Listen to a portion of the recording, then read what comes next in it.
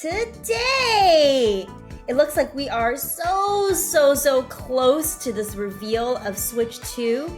So we're going to break down the latest rumors and leaks, and there have been a lot, which is the crazy. Rumors are really starting to come fast and furious, and that's what we thought like a couple weeks ago, but there just seems to be more and more as people who are presumably putting this thing together overseas, or sharing pictures, or there's this or there's that. There's so much to go through, and again, like we always want to like be careful of like what we delve into in the rumor zone, but like we were sharing in our earlier video, like I think there's at minimum a kernel of truth to this stuff, if not much more. Yeah, this time around, it doesn't feel like sort of wild, just baseless rumors. It does feel, and the rumors have become very iterative themselves, which is really interesting. Like they have built upon the previous rumors. So that just makes, I think it leads us both to believe like there's definitely some truth to it. There's definitely some reality to what these rumors are saying about Switch 2. So yeah, let's talk about them and break it down, because there are a lot, and a lot of them are like very detailed hardware things that I am not an expert in, so I could use a little chit chat on it myself, honestly. So yeah, there is one new wrinkle on the hardware conversation that's come up the last couple days that I think is really interesting that we're going to get into for sure. But we've been talking about how we hope the reveal is not this week's. To date, it has not happened because I am still out of the country, and I'm going to be coming back around the end of the week, and we just can't have this happen. I think, if we put on our Nintendo PR hats and we're trying to pick a good week or a good date for this to happen, I think next week looks pretty good. Next week's looking pretty good to me. Next week is really good. This is CES week. That's happening. That's already started. There's already things happening there. The week after next week is the U.S. inauguration. So there's going to be a whole hubbub around that. But I don't know, next week's looking pretty clear. So again, maybe I'm just being overly optimistic, but put it out there. Put the thoughts out there. I did take solace. Another content creator, Nintendo Prime, I saw, he said, I am driving 7 hours this Thursday. So I'm in bad shape if this thing is revealed on Thursday. I said, as am I, sir. I was hoping that he could take your place, but I guess I'm out two people if that happened. Jeez, maybe he can delay the drive. I don't know. Yeah, there was some other people, Stealth 40K that we've had on our podcast. He was like, I am traveling for like the latter part of January. I would really like to be around for this, but when is this? Yes, we're all on some pins and needles here. I'm obviously hoping for next week because I want you to be back and I don't want to do this alone. So yes. But speaking of the reveal, we are going to be consulting the mighty power of artificial intelligence. Our good friend Chat GPT. We're going to be asking the old AI some questions about how Nintendo will reveal the Switch 2. Put the robot on the spot for once and see if they're right about a thing or two. So that should be a fun little, just a addendum to all of the discussion around leaks. Just a little bit of fun, because I think we're very seriously like trying to analyze all this stuff, and we need to have a little fun too, Chat GPT is the oracle for our modern time. So if anybody's going to know the truth, it shall be the GPT. Yes, Gary P. Thompson, as I refer to Gary P. Thompson. Exactly. Yes. Yes, so I have been in Hong Kong for the last couple days. Absolutely loving it. My love affair with Hong Kong is back on, but I'm on the tail end of this. My return flight is back through Taiwan where I came in. So I'm spending my last couple days at this like hot springs place, which is maybe why I look so red, because I've been bathing in the hot waters. Oh, bathing. But yes. And I've done this in Japan before, and it's something that I really like to do. Yeah, but it is something that when you go to one of these the first time is a little bit anxiety inducing, because it's like we have a very set order of things that you need to do before you go into this bath. And we're going to take you through this maze-like compound of rooms before you get into this bath. And it's like, I just need to make sure that I don't end up like naked in the lobby. That's That's what this is all leading towards. But once you're there, it's great. Like this is like a really underrated kind of travel thing to do, is like go to one of these hot springs. It's super relaxing, super nice. And but I'll be back home and I'm feeling ready to get back. So just trying to wrap up this vacation. The last hot springs I went to, they had like a next level thing where outside of the area where they were, where you can do the bathing, they had popsicles. So when you came out from like the hot spring and you were like warm and like kind of like hot, honestly, from being in there, they had all these like really good like fruity popsicles that you can just take. I was like, this is some next level stuff. Is so cool. I ate so many popsicles. It was so fun. They do have this very long list of things. It's like, do not enter the hot springs if you have done any of the following. And some of it's like serious medical stuff, like if you have like heart disease or something. But then it's like, really if you've just eaten a large meal, if you have done vigorous exercise today, yada yada. Yeah. It's like, should anybody be doing this? But it's because totally they don't fine. want you to like pass out in there and drown. Right. It's supposedly for your health. To your health. Yes. Eat a popsicle. Be careful. I'm going to be getting back in that bath when we're done with this podcast, though. Excellent. Good for you. That sounds great. One more thing that is currently up on our channel is our great unboxing of the Proplica Master Sword, which is cool. Incredible, and will be waiting on our podcast set when I return. Right. Yes. Exciting addition. Set it up on the podcast set. We'll be part of the set for a little bit. I think we also owe you guys like a little supplementary video. Maybe we'll do it in a behind the scenes or something of us showing the sounds, because we had no screwdriver at the office the day that we opened it. So we'll bring the correct tools in to actually put a battery in. So cool. Like they didn't have to do that, because in and of itself, just like the way the sword is modeled and with the sheath and the display is already pretty awesome. But the fact that they even have like this music sound component is like a great addition. So I want to kind of poke around with that too. But yeah, it's such an amazing collector's item, and I'm glad we got it. Speaking of not having had to do that, we had this big arrangement going into the holidays where we were going to scale back some of our extravagant gift giving that we had been doing in the past. And we joked, I'll be giving you a $10 Chili's gift card. And lo and behold, this is what you gave me for Christmas. Bam, here's a Proplica Master Sword. Like, what? I couldn't help myself, because we saw it so many times. We did. In Japan. And honestly, I kind of wanted it. So. It's a gift to us. That's how I'm saying it in my mind. Because here's what I gave you. I gave you a canned fish gift set. Or tinned fish, excuse me. The classiness increases exponentially when you call it tinned fish. Tinned, not canned. Tinned. God forbid. No. Canned fish is like Star Kiss. And I gave you some new Warhammer figurines to paint. So the Space Wolves. Dogs. I love it. Doggies. It's awesome. The doggies. Yes, that's right. Yeah, I love it. I love any gift that you give me, even if it's a Chili's gift card. So good. Okay. Chili's gift card and some chicken of the sea. Here we go. Oh my gosh. Stuff.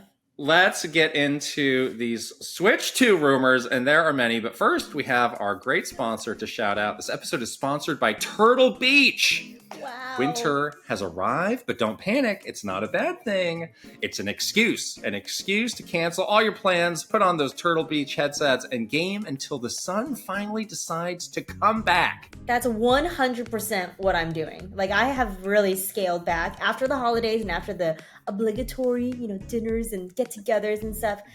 Like, that sort of week between Christmas and New Year's, and even now, it's like, don't talk to me. I'm very busy with my gaming, and I have been using exclusively my Turtle Beach headset, because that is what I use now, and it's so comfortable and so nice. And yeah, it is like the perfect way to spend like a cozy evening all day at home with your game. It's like the best. We're talking about the Turtle Beach Gen 3 Stealth 700 headset, which we've both been using for a long time and really love. It is so comfortable on your head and over your ears. You can wear it for like hours and hours and not even notice. You do not have to worry about the battery life. Like, I don't even know the last time I have charged mine. Yeah, I am not thinking about having to charge it. It's just one less thing to have to think about when you sit down to play your game. And the game sounds so good. That's the thing too. I have been going back to Elden Ring, which we'll talk about in the games we're playing section. And like, because you can hear the sounds, I feel like I have like a leg up on some of these like enemies that like to hide in the bushes. Like there's these like weird looking dogs that love to hide in the bushes. But with that Turtle Beach headset, I'm like, I know you are to my right. Here, don't try to sneak crinkling around in the grass. You're in the grass, and I'm gonna get you from like over here. So I like so it. Nice. I like it when games now in the audio settings, they're like, what are you using to do your audio through? It's like TV speakers, but when they have the headset setting, I'm like, oh yes, I'm getting the premium experience here. That's what I like. Totally. So it is time to spend that Christmas money on something you actually love. Head to turtlebeach.com and use code KITKRYSTA for 10% off your entire order. That's 10% off your order at turtlebeach.com with promo code KITKRYSTA. We'll put the link over here and also the QR code so it's easy for you to scan, and also in the description below. All right. Leaks. Switch 2 rumors, or are they rumors? They're just announcements we haven't had yet. We're going to decide. I kind of have these.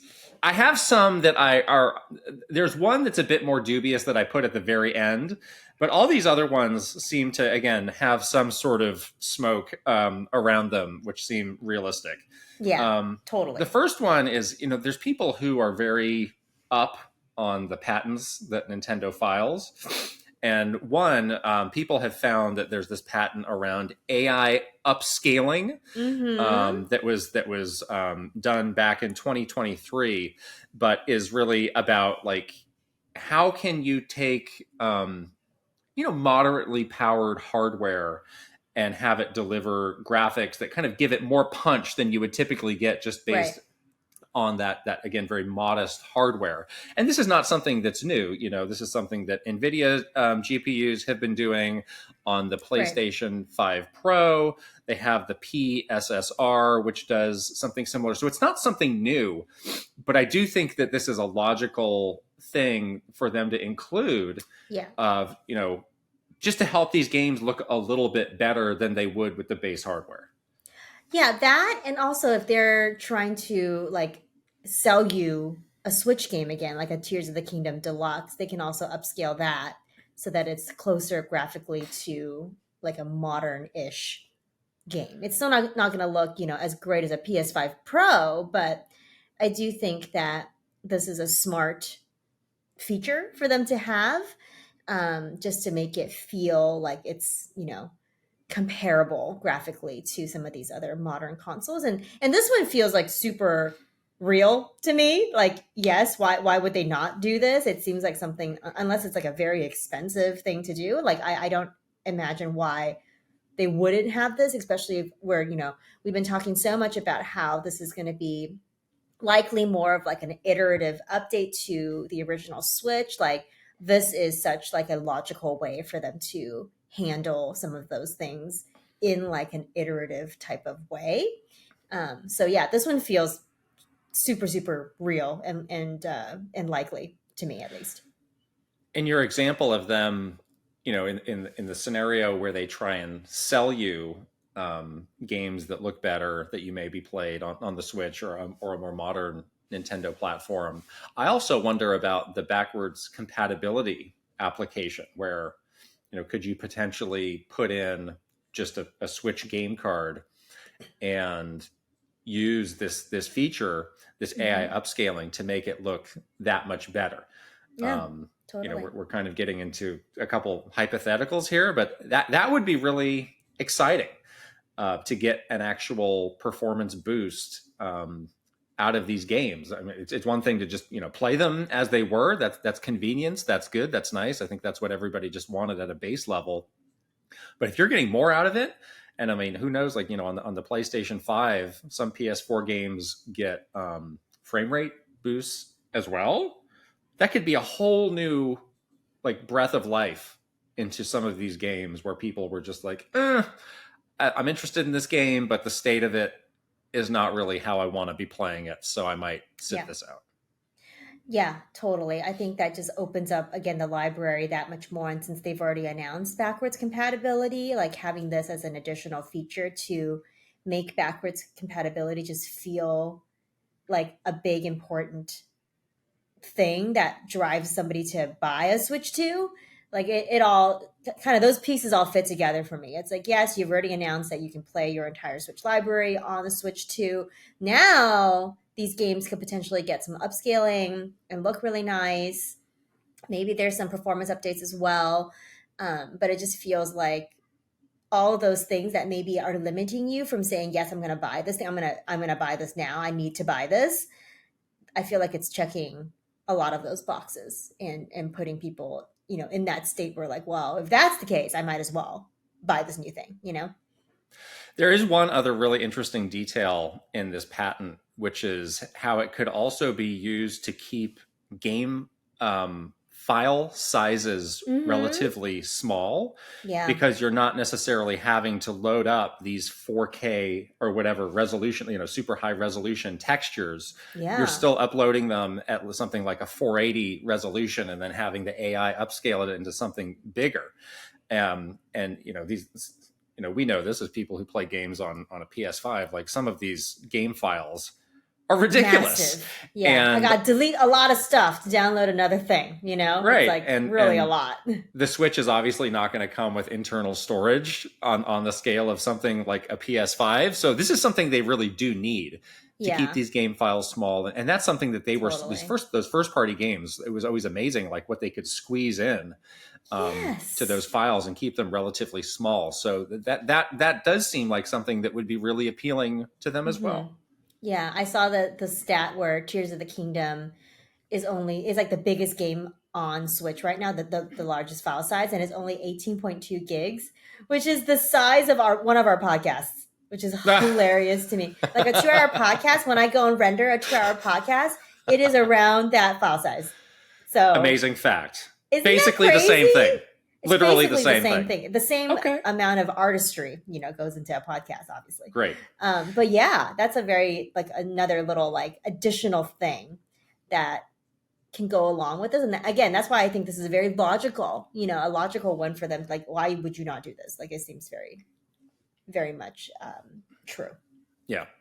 All right. On to our next rumor, which is around the Switch 2 motherboard. Yeah. Where there was a very close-up photo of this that released a little while back. And to be clear, this is not our area of expertise of analyzing tech and hardware and all of that stuff. So we're really kind of relying on what other people have said about this.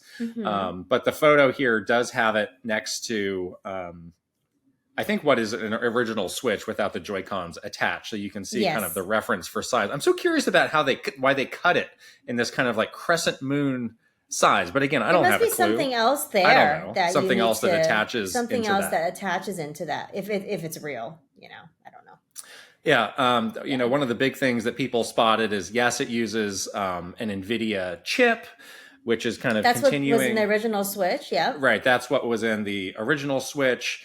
There was some conversation, and again, this is something that's over our heads, but the way that it was made, using the number of these nanometers, which kind of implies like how advanced the chip is, there seemed to be some concern over the nanos. That's right. Where, some people were saying, gosh, it would be nice if it used these 5 or 3 nanometer chips. Looks like that's not the case. So it is probably using something that is a little bit older.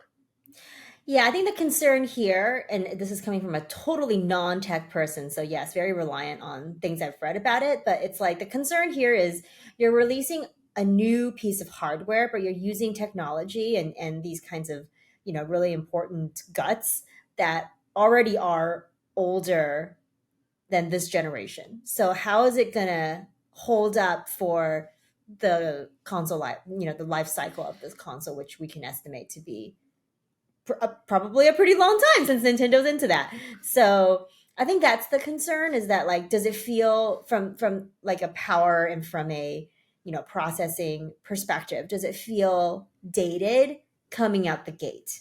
And I think that was a point of disappointment for some people. I don't know enough to have a feeling on it, but yeah, if you want to get a new piece of tech, you want it to feel new and modern. You want it to perform. You want it to feel like it's on like the cusp of it being, this new thing that's going to now last for many years.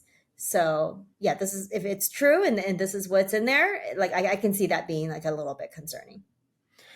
Yeah, so what people have been talking about it, being close to is this NVIDIA Tegra T239 Yes. chip, which is in the ballpark of a PlayStation 4 or a PlayStation 4 Pro. And again, there's been all degrees of reactions to kind of that confirmation of around what this could potentially be. What's your gut reaction to hearing that, like, oh yeah, the games will be somewhere in that range of capability? I feel like it's likely, honestly. Like I don't love it. Does it worry you though? I feel like Nintendo has so many tricks up their sleeves with this kind of stuff where it doesn't, the first party games don't worry me really at all. Like I know that they know how to, wring every nano whatever of power out of these chips. Is that the right reference? I don't know. But I do worry from like a third party perspective. Like will they feel like this is, gosh, like we got to take all these backward steps to make this feel modern enough to run our current gen games. Like we talked so much in our last episode, in our predictions episode, about how third party is going to be such an important part of the Switch launch year lineup, and they need this. They need to have the big third party games on this platform. They need to have it. All of the ones that came out before that couldn't run on a Switch run. They also need to like figure out a way to have these games hopefully day and date with some of the modern games coming out. If they can't figure that out, I feel like, yeah, you kind of are going into a situation where, yeah, the first party games are going to be fine and great, but you do kind of feel like, gosh, were we already dated before we even started? And that kind of concerns me.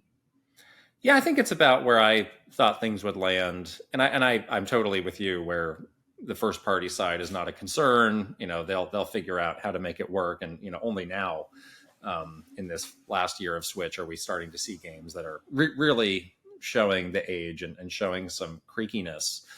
But yeah, I do think that it will be a similar situation to the Switch, where for the first half of the life, that third party support will be there strongly, and those games will be able to carry over.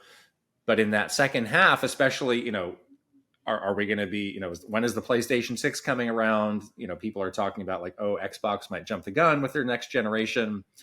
If you have something that's more powerful, that's really the target for what people are developing for, then it could get harder for them to port those games over. I think something that does help is, the Steam Deck is still out there and kicking, and the Steam Deck has been out for a couple of years now.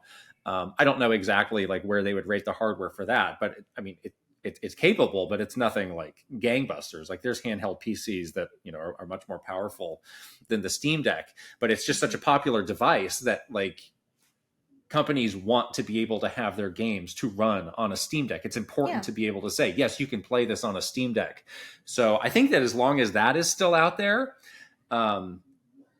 then the door is still open for these games to come to the Switch too, because it's like, yeah, we need to keep this in mind. We need to be able to port this to a lower capability kind of handheld system.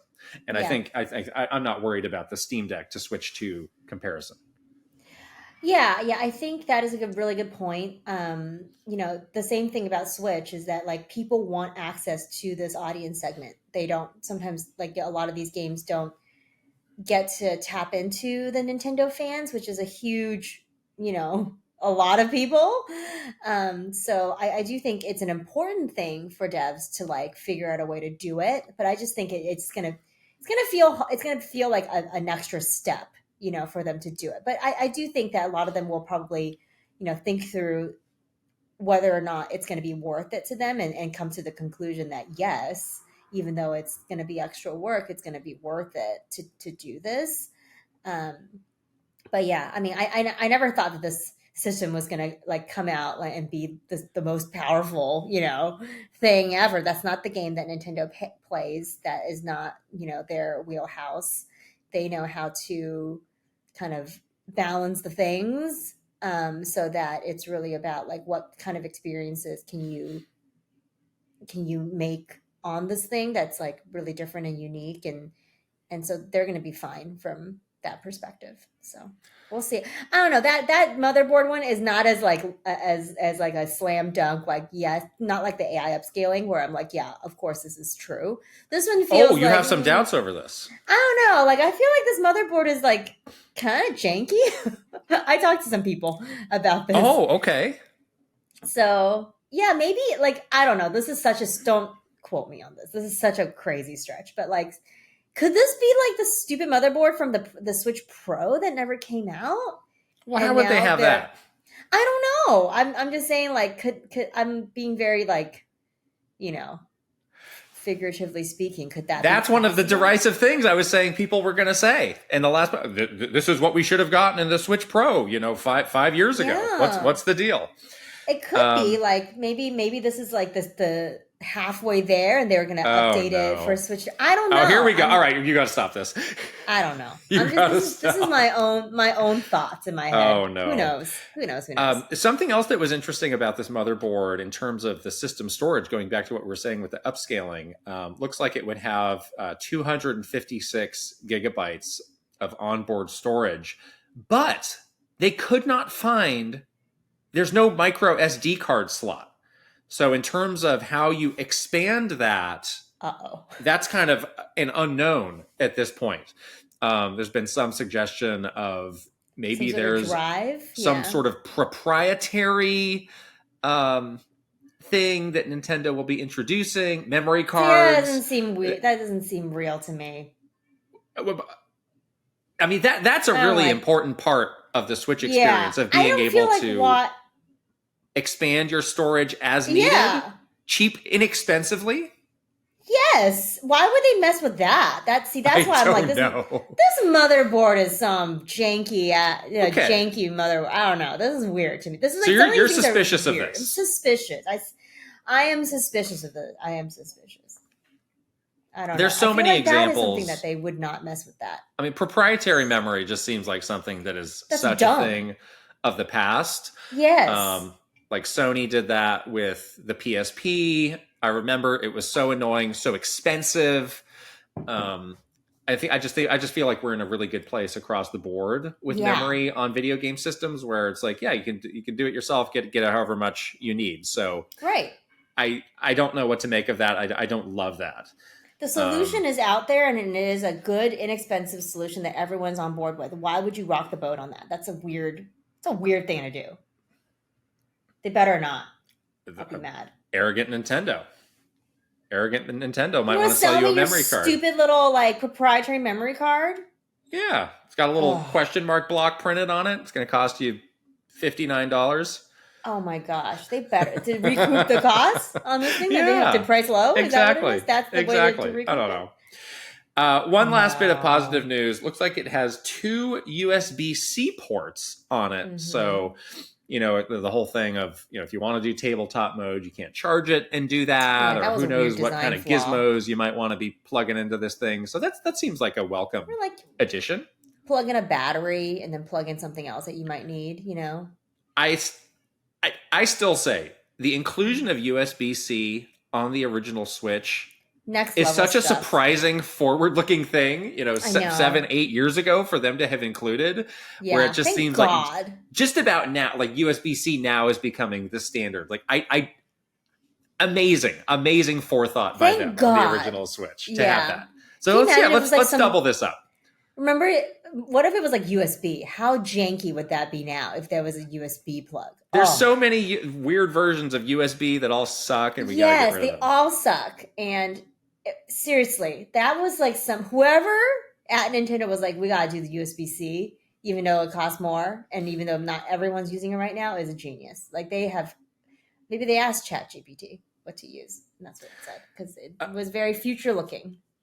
And then the final thing that people have spotted is that it seems like there is just a single slot for game cards. Yeah. So kind of fine. Not like the original DS, where on the top you had the DS game and on the bottom you had the Kerchunk for the GBA games. It's just kind of all the same thing. So more like a 3DS. Where everything just goes in that slot. That so the shape of the cart would be the same then. Sounds nice. That's efficient. Yeah, that's good. We don't need many slots. That's just, I'm a little bit worried about the state of physical Switch 2 game cards again for anything that's not first party. Looking forward, it's going to have it's just going to be an empty box, or it's going to have like some little executable on there that you're going to download the rest of the stuff. I don't know, but yeah, we got to have it. Yeah. Okay, enough with this motherboard nonsense.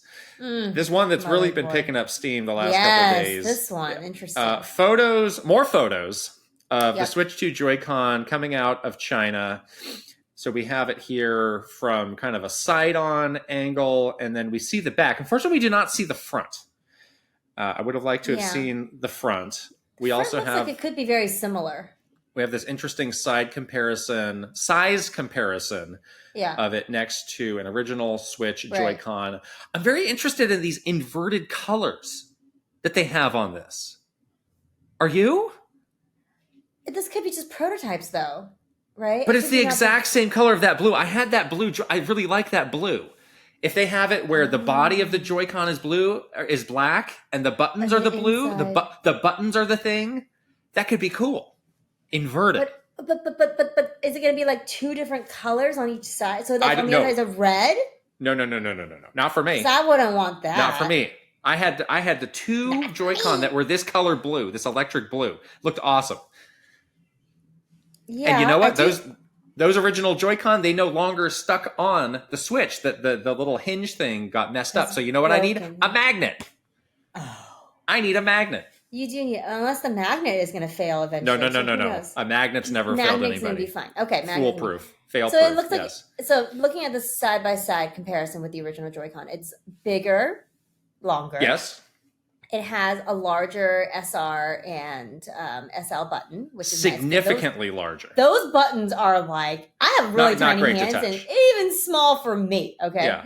I mean, even, if you look at, on the original Joy-Con, those buttons are also, it's kind of recessed, which makes it even harder to press. Yeah. You kind of do really need those wrist strap attachments, which make them stick out. Right. Yes. It looks like they might be slightly recessed on this one, but not as much. Not as much. It's definitely more playable with the added size and just the way that they are configured here. So that's a positive. Yeah. It looks like, people are suggesting that those two kind of ovally things on the top and the bottom, those are the magnets. The magnets. Right. And again, that kind of trigger looking thing on the top side is some sort of release button of how you want to take them off. Now there's like that little button that's very small also on the Joy-Con that you have to push to slide it out of that thing, the tracks or whatever. Right. To release and the also, magnet. Yeah, also the other thing is that the current design, sometimes it would get like stuck if you put the Joy-Con in like upside down accidentally. Or why are you doing that?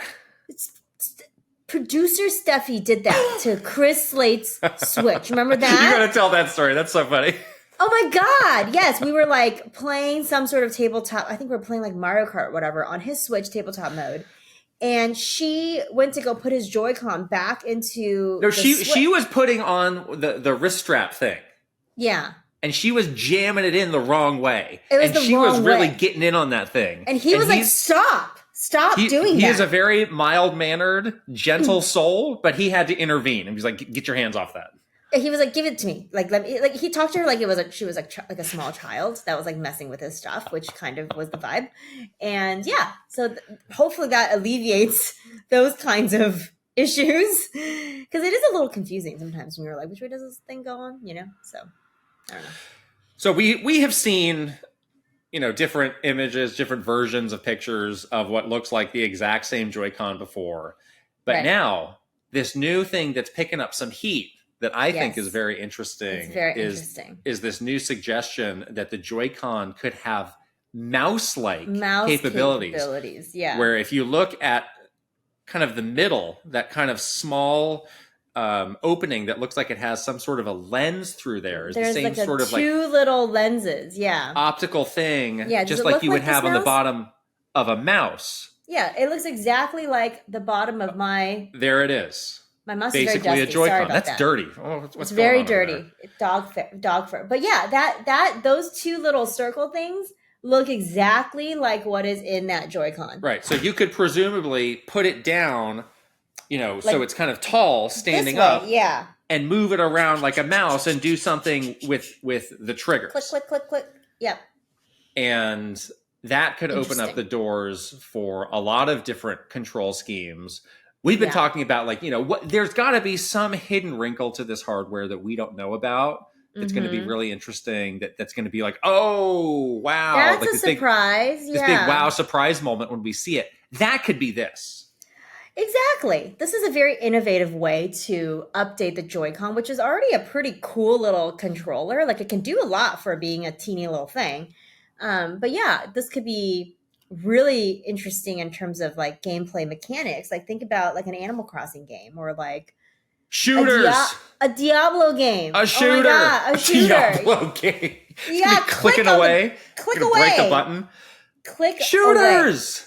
Now's precision or Mario Maker. Oh my God, a Mario Maker, please. A Mario Maker, please. We need that for a Mario Maker. With a mouse. That would be really cool. Although it is like, how do you? So if you're playing on like a TV, right? You need a flat surface. So you need to have like a little table next to you to do the thing, to like basically be at a desk. Just get something flat in your lap that you can, like a book or something, in your lap. You can move it around. Do you own a book? Do you have a book in that? Do you have a book in your house? No. Why would you have that? There, look how many books there. Those are fake. Those are not real. They're not. They're real. No. You hide things in there. I do. I like this, but it does feel like it's not as like, it's a more, if you're going to sit up and use a mouse kind of thing, it's not a loungy kind of You can do Excel. We're introducing Excel. Microsoft Excel is coming to the Nintendo Switch too. Get excited. Game of the year, Microsoft Excel. Do your accounting. Intuit TurboTax, just in time for tax season. It is here. Tom Nook is back in the bathtub with the money. We're going to do some taxes with our Switch Joy-Con mouse. Just saying. This is what the people want. Just saying. 2025. This is what the people want. I do get a little bit concerned of again, people want to play on a TV versus people playing in handheld mode. Yeah. It does seem to indicate like it favors one over the other, whereas that was something that was so great with the original Switch is for the most part is like, yeah, you can play you can choose and you will have an equal experience in one or the other. This does seem to push things down a path where it's like, oh wait, if I want to get the precision controls for this game, I have to break this Joy-Con off and do it this way. I guess that could work either or what if you're like, I like a pro controller, I'm more of a pro controller player. So I do have some questions about that. But on the whole, I'm pretty in on this potential idea. I think that could be really cool. I'm intrigued by this, but I wonder in practice and daily, like if this becomes a thing, I do wonder in daily gameplay how much I would actually use it. Is it going to be cool for like a day? Is it like the ice cubes where I'm like, oh, wow, that's neat. And then like a week later, I'm like, I'm just going back to, I don't need the precision controls. I can go back to the two pillows and the Splatoon and the motion. Like, I don't need to do a shooter this way, or like, I don't care. Like, it's slower, but whatever. I can lay down. So I do wonder about like how gimmicky this becomes if it is a thing. But it is kind of neat. It's cool that they're still thinking of new things that they could put into a Joy-Con. It's very like the Joy-Con in itself is a really like innovative like controller and device. So that's kind of cool. I like that part about it. Yeah. All right, and then we do have this one other leak, which is like 20 leaks in one, and I put this is crazy. In the highest degree of skepticism. So I'm just going to kind of speed run through some of these things. This is supposedly from a Chinese Nintendo Switch forum from somebody who has some degree of accuracy in the past. But again, it's literally like 20 different things. So I'm just going to start listing off some of these things and you stop me if you want to talk about them more. Seems to be some suggestion of a game like a Mario Kart Double Dash where there's two characters involved. They did not say that it was necessarily for a Mario Kart game. Some sort of a Monolith Soft Project X Zone, Project Cross Zone, which is a crossover RPG, a little bit in the vein of Super Smash Brothers. This one got my attention. ARM's dev team working on a custom Robo sequel. Yes, please. Yes, please. I need that yesterday. Thank you very much. Yeah, this is great. I like that rumor. Assassin's Creed, Persona.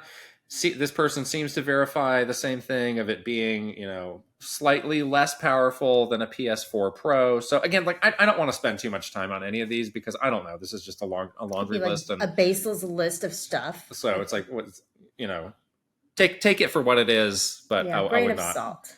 bet the farm on any of that. Yeah, there's a lot of like random stuff in here about like dev kits and indie titles and blah blah blah. But yeah, this one seems like not the most substantial. Like I don't really buy it.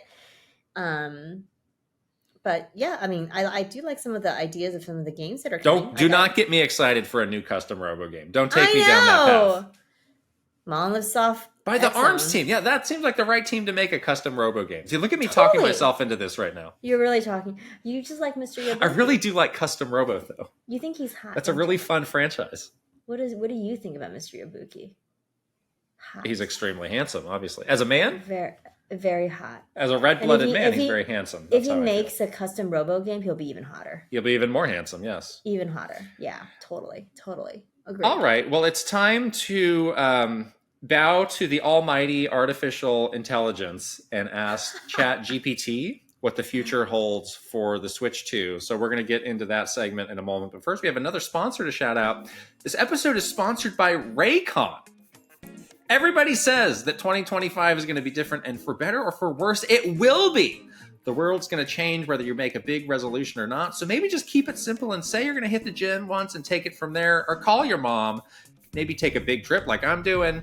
All these things are very doable, and they're way easier to do when you bring your Raycon everyday earbuds with you. And guess what? I did bring mine with me on this trip. Absolutely. It is so nice. Use them on the plane. They sync so easily with so many different devices. As I've just been getting ready in the morning, I do.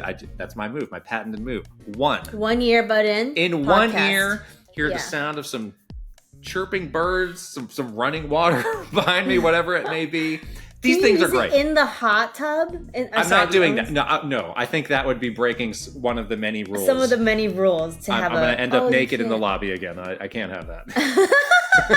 With only Raycons. Yes, I'm naked except for a single earbud. Teeny little Raycon. Everyday earbud in my ear. No, I can't have that. Yeah, I love this. I use it every single day, like not exaggerating. I go for many walks with these dogs, as you guys know. The battery life is really good too. Like I don't really charge mine very often, but yeah, I always, have my Raycons, listen to an audiobook or a podcast when I'm walking the dog, literally every single day. And they're so comfortable and so nice. And I love them. 32 hours of battery life. Again, I'm not charging them on this whole trip. I don't plan to. I'll do it later when I need to, but it's not going to be anytime soon. Come in some great colors. They come in a very small little charging case. Easy to just throw it in your pocket in the bag and be on your way. So get 15% off site-wide at buyraycon.com/KittenKrysta. That's 15% off at buyraycon.com/KittenKrysta. Again, buyraycon.com/KittenKrysta. We'll put the link here with the QR code and also in the description below. All right, ChatGPT will give us all the answers that we have been hoping for. You have it queued up on your end, and we're going to be asking it a couple different questions, and I'll read the prompt as you get it queued up. Okay. And then you will reveal what the all-knowing AI has to say. So our first prompt is, how should Nintendo reveal its next video game console? It will be called the Nintendo Switch 2 and will be similar to the existing Nintendo Switch in form factor, but will have more processing power and possibly other hidden features. Its controllers will attach to the system using magnets. It will likely launch alongside new games and key Nintendo franchises, such as Mario Kart and Super Mario. It will launch later in 2025 for $400. So we're making some assumptions about this here. We do need to tell the AI a little bit about what this is going to be, but hopefully it's going to tell us exactly how Nintendo will reveal the Switch 2. And I see you have a glint in your eye. You must be getting some absolute gold from the artificial intelligence here. I am so surprised at how comprehensive this is. So the little plug it into your marketing plan and send it to Japan. Here we go. This is literally a marketing plan. Like, I don't have to do any more work ever again, apparently. So it says Nintendo should craft a reveal strategy for the Nintendo Switch 2 that builds on the strengths of the original Switch while highlighting the enhancements and new features of the next generation console. Here's the proposed approach. Oh, and excellent. They have broken it out into several phases. Oh, phase 1. There's a phase 1, phase 2, phase 3, and all the way up to phase 6. What? Which is crazy. So phase 1 is a tease the console 3 to 6 months before the full reveal. Mystery announcement teaser, release a cryptic teaser video with iconic Nintendo imagery. They won't do this. And they even have a tagline. A new way to play is coming. Well, we have taglines are later. Okay, well they gave you one in this campaign, which is kind of nice. A new way to play? Oh no, we have something else later. So what is the tagline? The tagline here is a new way to play is coming for this teaser campaign. That's a little bland. And then they have social media. It's not how you will play next with the letter U for the Wii U. You. How you will play next. Maybe ChatGPT came up with that years and years ago. That's true. Phase 2 is a full reveal event 6 months before launch. So live presentation, i.e. a Nintendo Direct. Host global live stream branded as Nintendo Switch 2 Direct. Start with a montage celebrating the original Switch's success and its iconic games. Oh. Transition to reveal Switch 2's design, emphasizing its sleek form factor and magnetic controller functionality. Yes, there it is. Yeah, there it is. Highlighting key features, including processing power, new gameplay mechanics, and backwards compatibility. Showcase flagship titles, Mario Kart, and a new Super Mario Adventure that takes advantage of the console's powers and features. Tease sequels to beloved franchises like Zelda, Metroid, and Pokemon.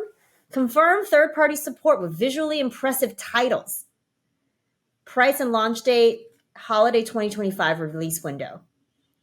And then do a fun I love this, surprise post reveal. End the presentation with a one more thing moment. Like a teaser for a highly anticipated game, e.g. Smash Brothers for Switch 2 or a never-before-seen Nintendo franchise revival. Wow. Phase 3 is hands-on demos for influencers and media and also public demos. That is 3 to 6 months before launch. Phase 4 is the pre-launch campaign. That includes advertising, any special editions, and a countdown hype. Initiate countdown campaign on social media. Phase 5, launch day, holiday 2025, midnight launch event, social media blitz.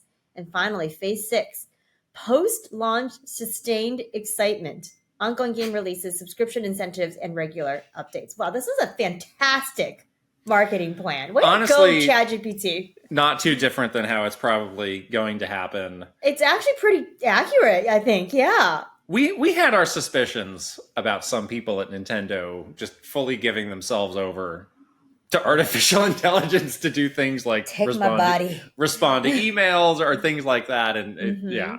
There were some suspicious people that we used to work with that would ask the agency to write their emails for them, which was really just shame on them. Yikes. But now that they have a robot to do it, I think they have fully embraced it. Yeah. Are you surprised that a robot is pushing magnets? I'm not. They want you to. That's part of their plan. That's part of the grand plan. Insert the magnet directly into your brain. That's what they want you to do. Become our loyal servants through the Switch 2 Joy-Con. Is that all the phases? Yeah, pretty good, right? Okay, yes. Our next prompt. Please come up with 3 Twitter/X posts that Nintendo can use to reveal its next video game console. It will be called, and then it's the same information as before about, what it is, the games, the price, the date. So we're looking for big tweets, social media gold. Give it to me, ChatGPT. Here we go. The first post is a teaser. Even has little emojis attached to it. They love the emojis. They got the little game controller emoji. It says, the next level of Nintendo gaming is almost here. Introducing the Nintendo Switch 2, a leap forward in power, design, and play. Stay tuned for a magnetic reveal soon. And the hashtag. Mic drop! Do they have like the lightning bolt emoji on that? They have magnetic? The sparkle emoji on this. And the two hashtags they're using is hashtag Nintendo Switch 2 and hashtag play together. Oh, play together. Play together. Okay. Wow. All right, ready for post 2? I'm so ready. You're so ready. Okay, post 2 is the hardware reveal post. Got the little rocket ship. We're launching. Oh yes, we're going to the moon. We got to get the rocket ship on this. Yes. This Dogecoin is the Switch 2 is going up. Yeah, add the Doge meme right now into this tweet. Get ready to experience Nintendo Switch 2 launching late 2025. Enhanced performance for smoother, more immersive gaming. Sleek new magnetic controllers for ultimate flexibility. A timeless form factor with modern power. And then the exploding. Oh, I kind of like that. I kind of like that too. And then, that. And then they end the tweet with, all yours for $400. Are you ready to level up? And then they have 2 other different hashtags. Hashtag Nintendo Switch 2 and hashtag Switch Up. Switch Up. I kind of like this last line. A timeless form factor with modern power. I do like that. And I really love the addition of the explosion emoji. You know I'm always pushing you to use more of that. I know. More you explosions. Really like the People want explosions. You like to call it explosions. Yes. Explosions. Okay. All right. Do we have one more tweet? We got one more tweet. Okay. This is for the game launch. Like if you're launching some sort of game with the hardware, what it's going to be. Okay. Your favorite worlds reimagined. Star emoji. Nintendo Switch 2 launches alongside the next era of Mario Kart and Super Mario. Where will you play? Late 2025, $400. Nintendo Switch 2, hashtag Mario Kart, hashtag Super Mario. Okay. The next era of Mario Kart and Super Mario. That's cool. That's a cool way to describe the games. A little generic, but the hardware reveal one is pretty good. But fine. Not bad. This is really revealing how many of the posts that you see on social media are written by AI. Oh my God, seriously. I think a lot of them Just to be clear, we do not write any of our posts with AI. You are writing all our posts. It's me. It's all me. It's a human. Yes. Human intelligence. Flesh and blood. If we can call it that. Human unintelligence. But flawed, it's better flawed. So a flawed human is writing you these beautiful, emotionally connected resonance. Yes. Connect with a real human. Patreon.com/gettingKrysta. Okay, our third prompt. This is going to be an interesting one. Because this is from the perspective of fans. So the prompt is, please write 3 message board posts from Nintendo fans reacting to the reveal of the next Nintendo video game console. These are to be posted to popular gaming forums such as NeoGAF or Fammy boards. Oh, and then again, boards. It's the same info there.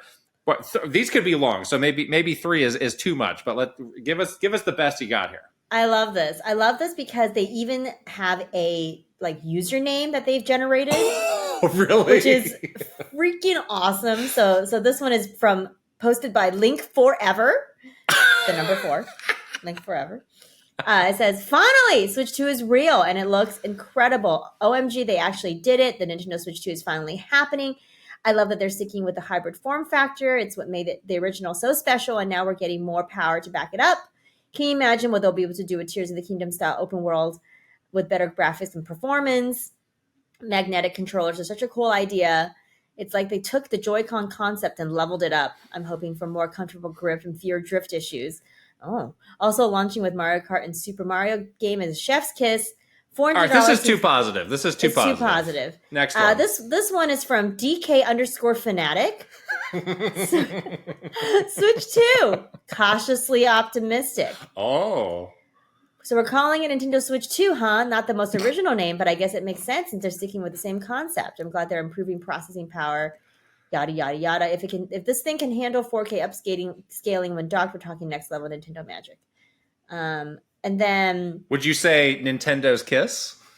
Which was the tagline the last time we did this? Yeah, Nintendo Kiss. ChatGPT nonsense? Yeah. And the last one is from Smashmaster97. Nintendo's about to eat everyone's lunch again.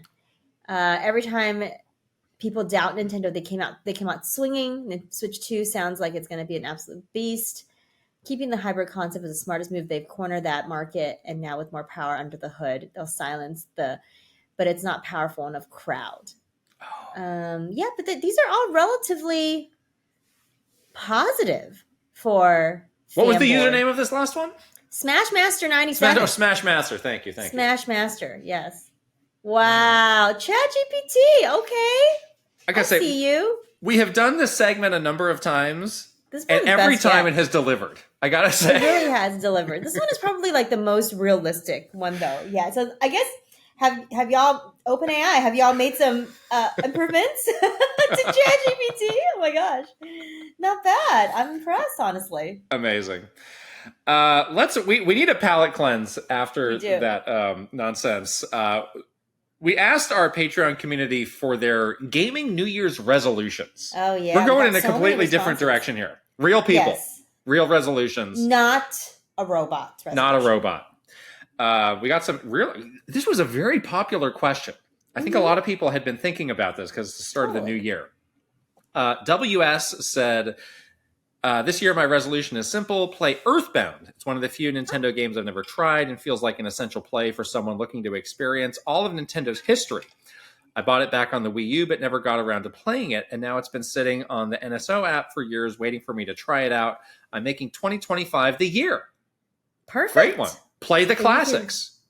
Then you can be one of those people that shout for Mother 3 after you finish. Yes. Callan CPU57 says, for 2025, I really want to get back to playing games myself. I played plenty of Marvel Snap last year when I was riding the bus or had a break at work. But on my actual time off, I would mostly just get stuck watching more YouTube videos than playing any games. I think a good way to start is replaying Metroid Prime for the spoiler cast. Yes, that's a good one. I agree. Play along with us. And that game is actually not super long, too. So you won't feel like, oh my gosh, I got to slog through like a 70-hour game, you know? So good. I do have a similar thing where, and unless I have like a good chunk of time, I usually won't start playing because like I don't want to have to put this down moments later. I want to be able to have a complete gaming experience. Yeah, unless it's like a very like dabbly kind of game that you can play like a couple levels, like Mario Party. Like play a couple levels or a Marvel Snap is a great example. Marvel Snap is a great example. Yeah, exactly. Zroid says, compared to the rest of this community, I think my resolution will sound absolutely ridiculous, but for various life and other reasons, my time for gaming has dwindled to never-before-seen lows over the past couple of years. I'd really like to make time for playing video games again, which is a hobby I've been devoted to for 90% of my life. So I aim to finish one game per month in 2025. Fingers crossed, I can stick to it. You can do it, Zroid. Stick to the spoiler cast schedule and just play one spoiler cast game a month, like us. That will keep you regular, yes. Do that. That'll keep you regular, yeah. And then finally, Kai X says, for Christmas, I got a VR treadmill. You lock yourself into it, and then it tracks your movements so that you can actually walk or run to make your character move. My goal is to use it for a couple of hours a week, at least to get healthier and more fit. You know, I remember at an E3, we were walking around kind of the periphery of the show floor, and we saw something like this. We did, yeah. And I was like, this is a lot to have in your house. But I guess if you want the full immersion with VR, like that's a pretty cool thing to have. I think it's kind of cool. Can you send us a picture of you on the treadmill? Because I would be very interested in, or just a video or something of you using it. Because I'm super interested in that. And that's good incentive because a treadmill is so boring. It's like, it's so boring. Like if you don't have anything else to entertain you, like it's not that great. So it's kind of nice that you have something like a VR environment that you can get like immersed in or something and stay healthy. That's really cool. I love that. New rules for playing Resident Evil. Resident Evil 7 with VR, with the lights off. On a treadmill. You're like running away. You're running away from the zombies. You know what? That is a good workout. Forget the Peloton, whatever. Somebody's going to get hurt. Somebody's going to get hurt. I don't think you should do that. Some kind of like Last of Us or like Resident Evil zombie game where you're on a treadmill and you have to run away. Running for your life. Or like punch them to like fight them off. Yeah. Like that could be a really good workout. I'm into this. Although, it could be a little dangerous. Yeah. I don't know. You all have some great New Year's resolutions, and we are wishing you the best of having them come Yes, true this good year. luck. I'm sure you do great. All right, let's move on to the games we're playing. First game to talk about, and this may be our first and last time talking about it before our big spoiler cast, is Metroid Prime, which we have both been revisiting. And again, we'll have a full spoiler cast episode on that in a couple weeks. But where are you with this game? I'm probably about like 4 to 5 hours in. I started a fresh save as we were discussing because we both had played this a little bit at launch, but didn't really play it all the way through in one sitting. So yeah, this is not my first time playing this game. So there's some things that do come back to me and some things that I remember, but there's also some things that I don't remember. It's one of those situations where like, wait, what do I do here? But yeah, I'm having a great time going back to Metroid Prime. I feel like this is like the beginning of hopefully a year of Metroid. So it just feels like good to be properly digging into a Metroid game again and like just feeling the Metroid game vibes that we both love so much. And hopefully there's going to be more remasters and then ultimately we'll have Metroid 4. So yeah, it just feels like the beginning of a great like year of Metroid, which is awesome. What is your preferred control scheme? We're both playing on the Switch that has all these different choices. Yeah, so I only play handheld mode. So I have like the whatever control scheme it has for that. Well, what does that mean? I don't know what it is.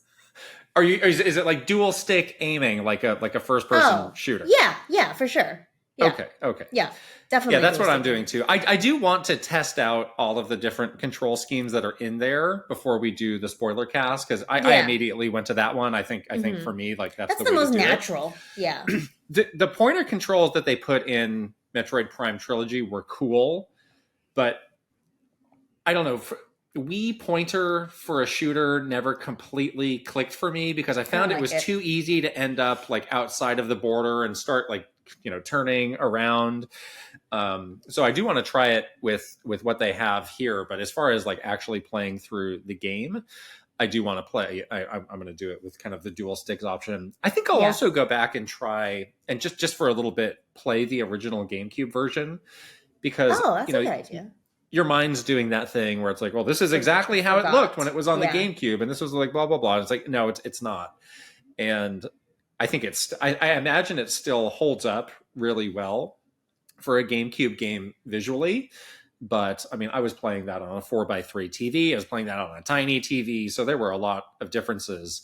And then I do want to go back and play those, base controls on the GameCube, which I remember then were different. They were very different. They were a little bit challenging, a little bit limiting, but I just want to refresh my memory on what that experience was like. It's a good idea. Maybe we should do that together in the office and just test it out a little bit because we totally. But I think I'm around the same spot you are. I am. I just got the upgraded power armor, so I'm going to go into kind of the high heat area. Yes. I think when the remaster first came out, I played it maybe a couple areas after that, and then I dropped off. So I don't think I'm too far from there. But yeah, it's just an amazing game. It's just like it's timeless. Totally. And I think it's a fun choice for a spoiler cast for a number of different reasons. Like this is a game that we would totally do regardless of whether there was a Metroid Prime 4 coming or not. Yeah. But I do say, kind of there's been in our Discord, there's been kind of a Metroid adjacent conversation happening just around Metroid, people sharing their favorites, and Prime is definitely high on a lot of people's list. But there is this other conversation happening around: do you prefer Super Metroid or Metroid Dread, which I find very interesting. That's fascinating. Do you have what are your pick in between those two? Oh, geez, that's hard. Hard to say. Because again, I wonder how much of this is generational. Where if you grew up with Metroid Prime, it's just hard to unseat that in your mind. Yeah, I think that's me. Versus like Dread is just like, this is just a newer, this is a more modern feeling game. Take on that, yeah. So comparing that to Super Metroid, it's like, that's going to be the one that feels better, and it's a great game in its own right. But I'm definitely in the camp of like I can never say that Dread is better than Super. I just can't. Me too. I just can't do it. Dread is an amazing game that I absolutely loved, and I agree that it has so many of the same like elements of Super Metroid, and what made Super Metroid great, and modernizing those elements so that it feels like just like this clean, like super clean experience. Like I loved Dread, but hard to unseat Super Metroid as like the classic, that started my love affair with Metroid. So yeah. There are some mechanics that were introduced in Dread and Samus Returns that I do wonder how they. Yeah, the kind of parry deflection move that just now feels like so integral to the Metroid experience, and that's something that I've kind of been wanting as I've gone back to Prime 1, which is like a lot of these enemies are just kind of like bullet sponges, and like I'm really having to like pump this button to get rid of them. It's like, is there some way, some easier way where I can deflect and do like a one hit kill based on that, doing some sort of a timing move. I'm really interested about like what did Retro Studios learn analyzing those more modern 2D Metroid games and applying that into a first person game. There's like kind of like when Dread came out and also Samus Returns, and that mechanic was really featured heavily. It added this like element of how awesome, like Samus is already pretty awesome, right? But it added like this other element, like the additional layer of like how amazing Samus is and how powerful she is, and you feel so good. It's very satisfying when you execute that move perfectly in those games. So yeah, I agree. Like I feel like it would be cool to see whatever they come up with in Prime 4, like what kind of mechanic will be updated to make her feel even more like cool, because she's such a like the gameplay is just so, I don't know, it just makes her feel so it makes you, the player as Samus, feel so powerful. Yeah, I hope that they do something like that for Prime 4. Last thing I'll say about Metroid Prime, and we'll probably talk about more in the spoiler cast, the effect of when there's a flash on the screen and you see Samus's face in the reflection, her beautiful one face. Of the coolest things ever in any video game, so cool, in history to this day. Cool. Yeah. To this day. Amazing. It's so true, because we don't get to see her face like that often. Like you see her in the suit pretty much like the whole time.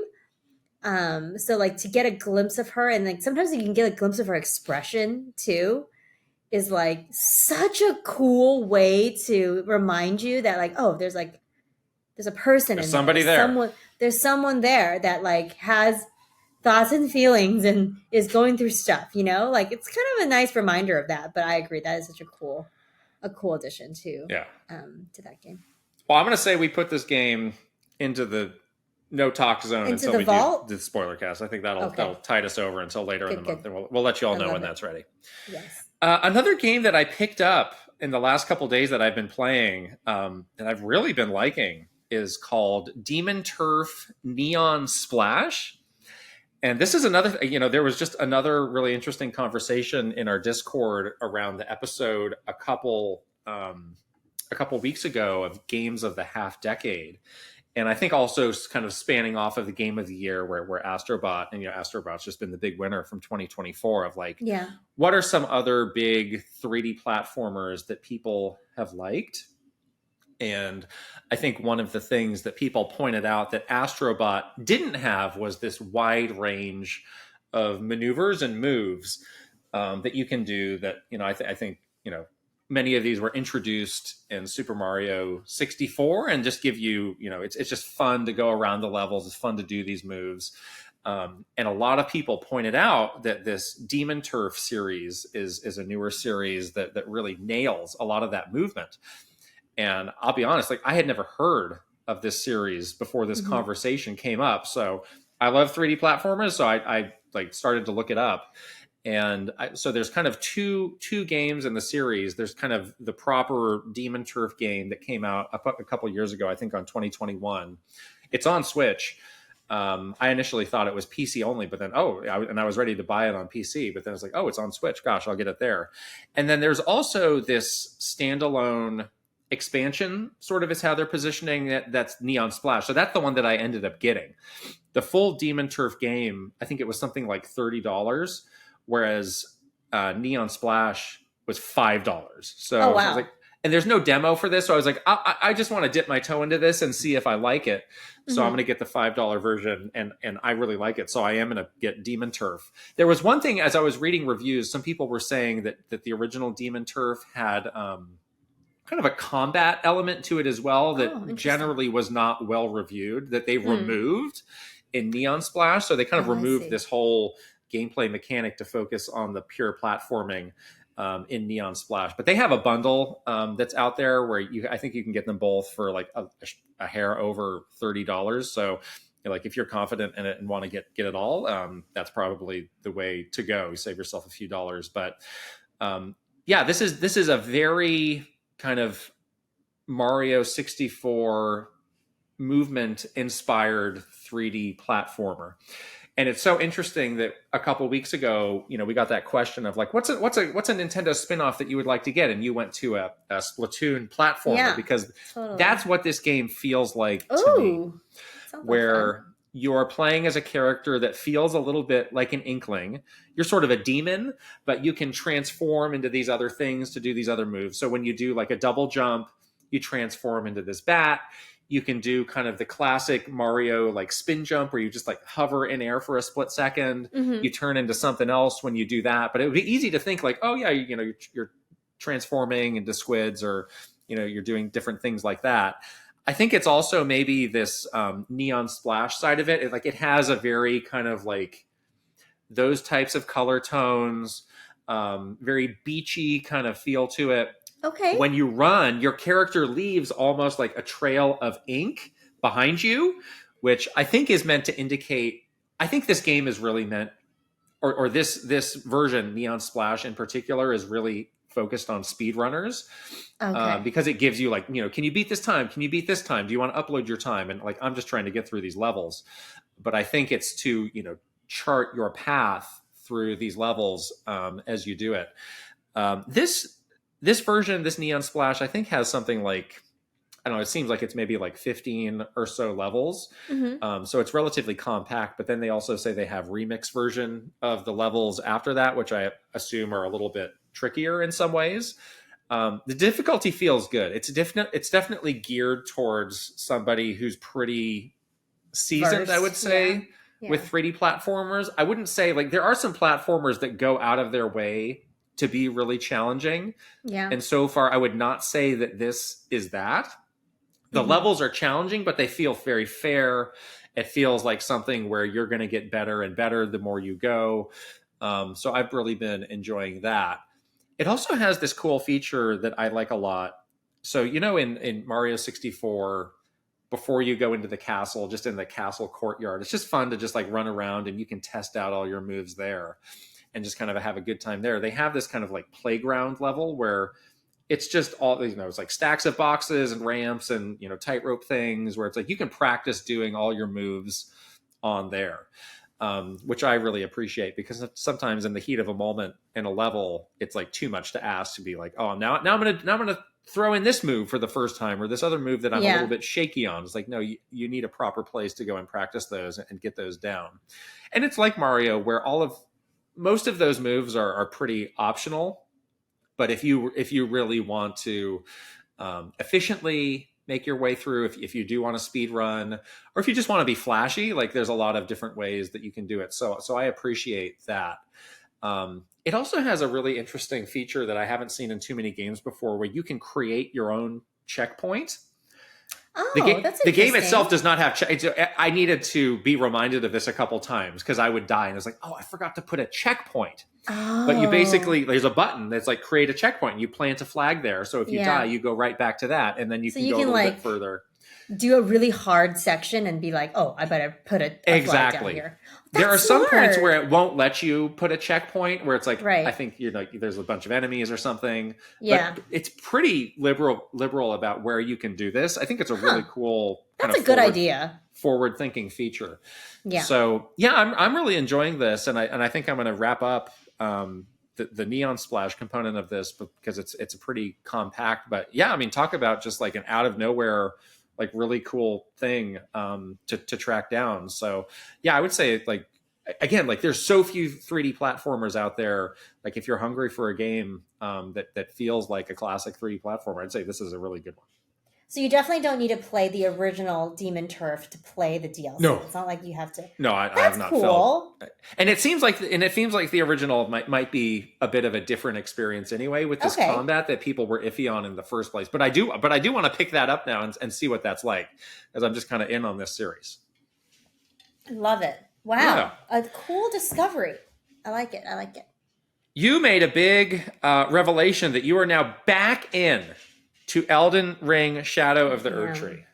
I am. So yeah, this is a game that I sadly had to put down because I went on this vacation last year right when the game came out, and then I hadn't been able to go back to it since the summer basically, and I hadn't gotten very far in the game yet. So yeah, finally I was like, you know what? I think it's the right time for me to go back to this game. And it's always intimidating a little bit to go back to an Elden Ring game because you do have this like, how do I do certain things? What are the buttons? At least for me, I'm like, what button do I press? That definitely happened to me. I have no memory of how to play this game. Yeah, how do I run? What button do I hold? Like it's like some basic noob stuff where I'm like, oh God, I'm bad at this because I need to relearn some of the things that came very naturally at, when you've been playing this game for a long time, but those things come very naturally and you become really slick at the controls. And so, that part of it is a hurdle that you kind of had to get over yourself and just do it,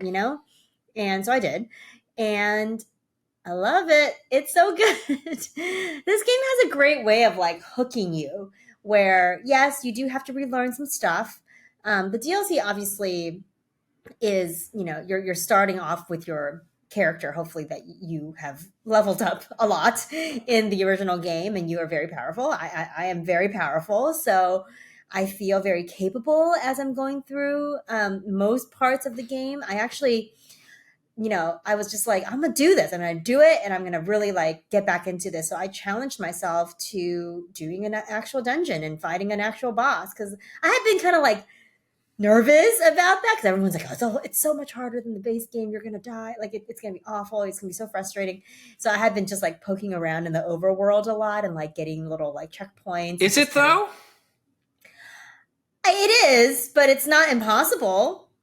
So I feel pretty good about it. Like I did one of the dungeons and I did a proper boss fight. That dungeon was like a proper long dungeon where there was like several checkpoints on the inside. You have to go through like, sort of different types of enemies. There was also one of those like red invader guys that you have to fight, which is very challenging. And then you kind of make your way up towards the boss, which is this like, I think it's called Dancing Lion Great Beast or something. It is disgusting.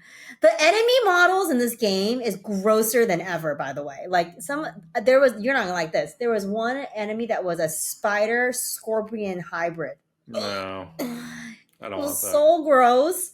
Oh, I did not like that. And then this boss was disgusting looking and really hard, but I did it. Like sub 20 tries. Felt pretty good about that, honestly. Felt pretty good. I'm really glad that you're back into this. I aspire to get to this point at some point. You did say something to me about this and the way that you're playing it that sounded utterly ridiculous that we need to spend some time talking about, which was you said, so you have a big projector. You said, it's too boring for me to play Elden Ring on the projector. So I play it on the portal so I can have 19 different trashy Netflix series going on. Did you turn into an iPad kid while I was away? What happened to you? I don't know. Because like the thing with this game, especially the way I play. What do you mean too boring? This is like, game of the year, game of the decade, game of the whatever. like you're doing the same thing like over and over. You die so much, right?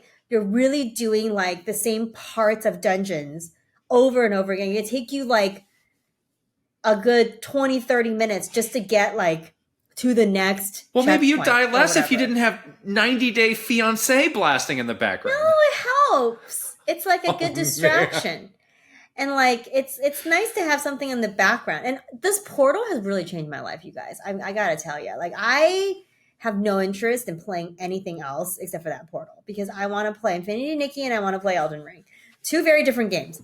And I want to play them all over the house. I want to play it like also the other thing with the projector that is like a real, not just me being like I need multiple screens, is that like in the daytime you can't really see.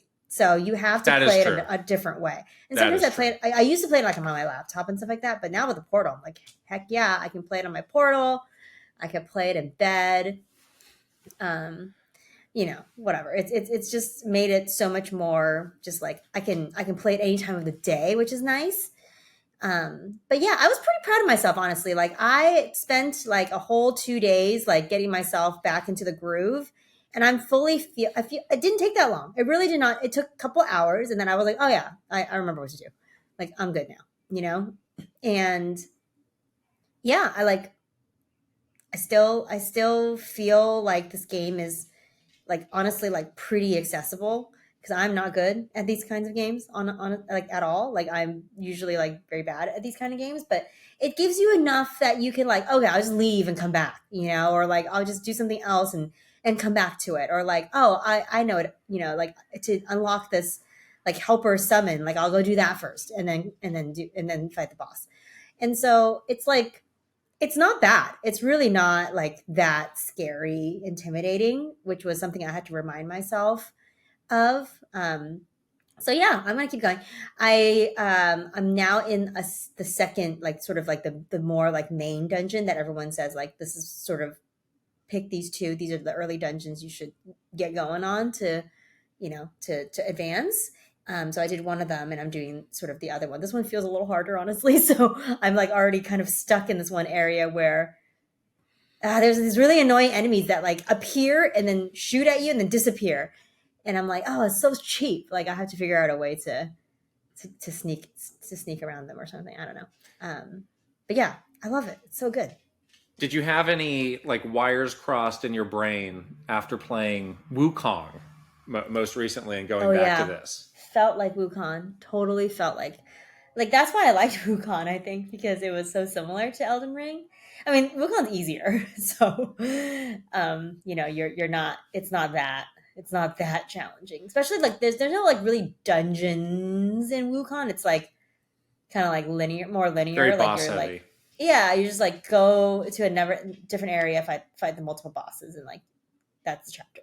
This one is more like you have to navigate this dungeon, which can be kind of confusing, and there's enemies that like can jump you, and they're all different ones. You don't know what to expect, which is kind of the thing that is fun and hard. Like turn the corner, you don't know what to expect, and if you don't react fast enough, then you just die. So,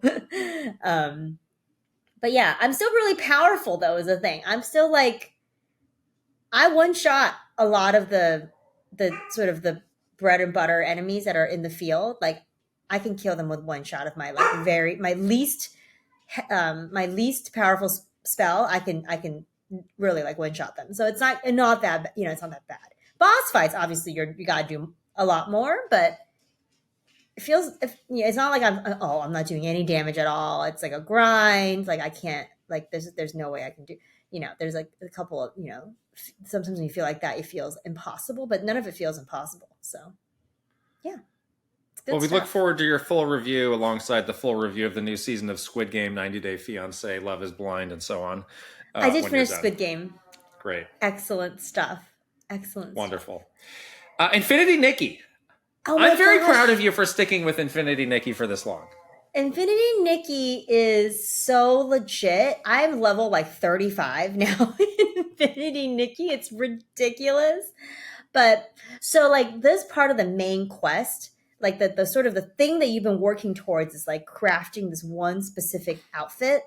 And once you do it, it kind of advances the storyline. But to do that, was such a huge feat. Like you had to do so they required you to do so many things. Like you had to like battle all these other stylists. There was like over 50 of those How do you battles that you battle a had to do. stylist?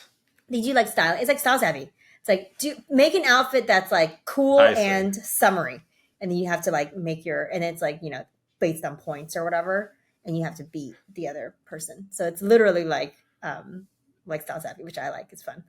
And some of them were hard. Like I failed some of them. I had to redo a lot of them because they were pretty challenging.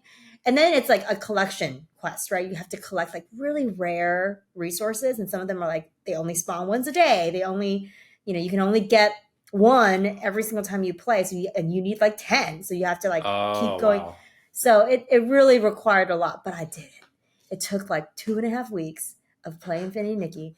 I finally crafted the outfit, and then like it advanced the storyline, and things happened, and now there's like sort of this new goal to work towards that also is in the similar vein of like it will take you it's meant to take you a long time to chip away at that goal, because that's the whole point of the game is.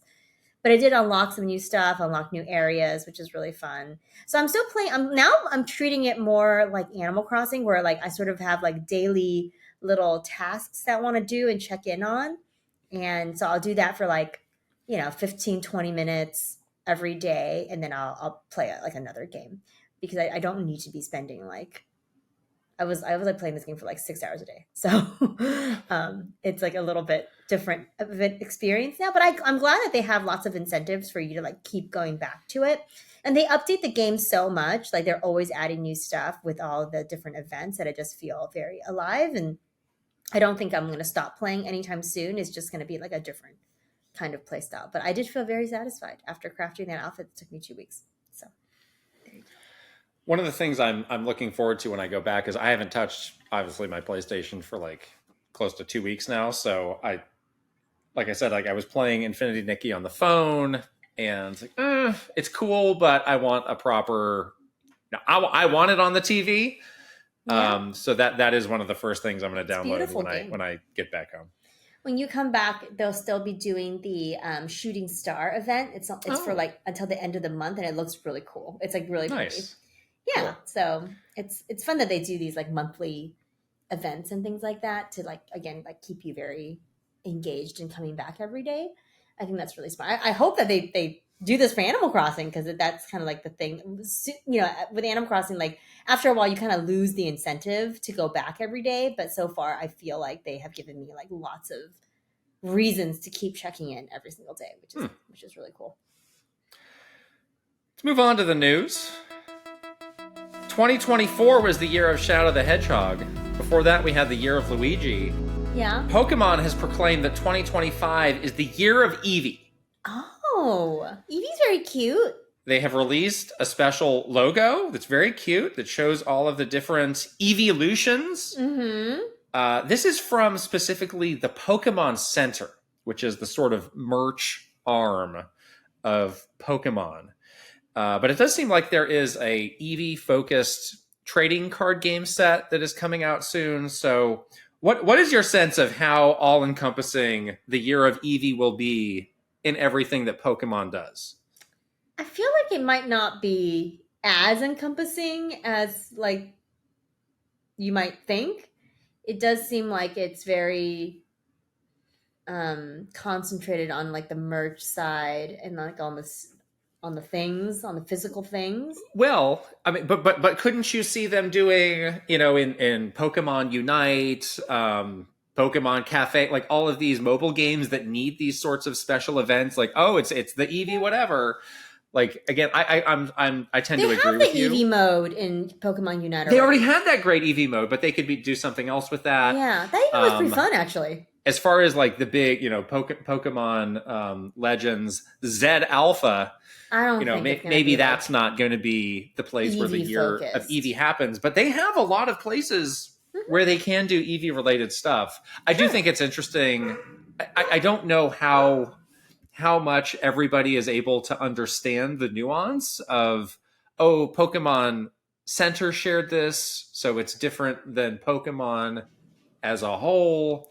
Why not wait to do this in Pokemon Day, which is like a month and a half away, where you can properly explain it and really like hype it up? I don't know why they chose to do that. That's why I don't think it's like sort of like an overall brand play about Eevee. It feels a little bit more localized to the merch stuff, because I think if it was like truly like we're gonna have all these like legs for different Eevee things, it would be in the Pokemon Showcase, which is literally like so soon. End of February is when that normally happens, and so why not do it there?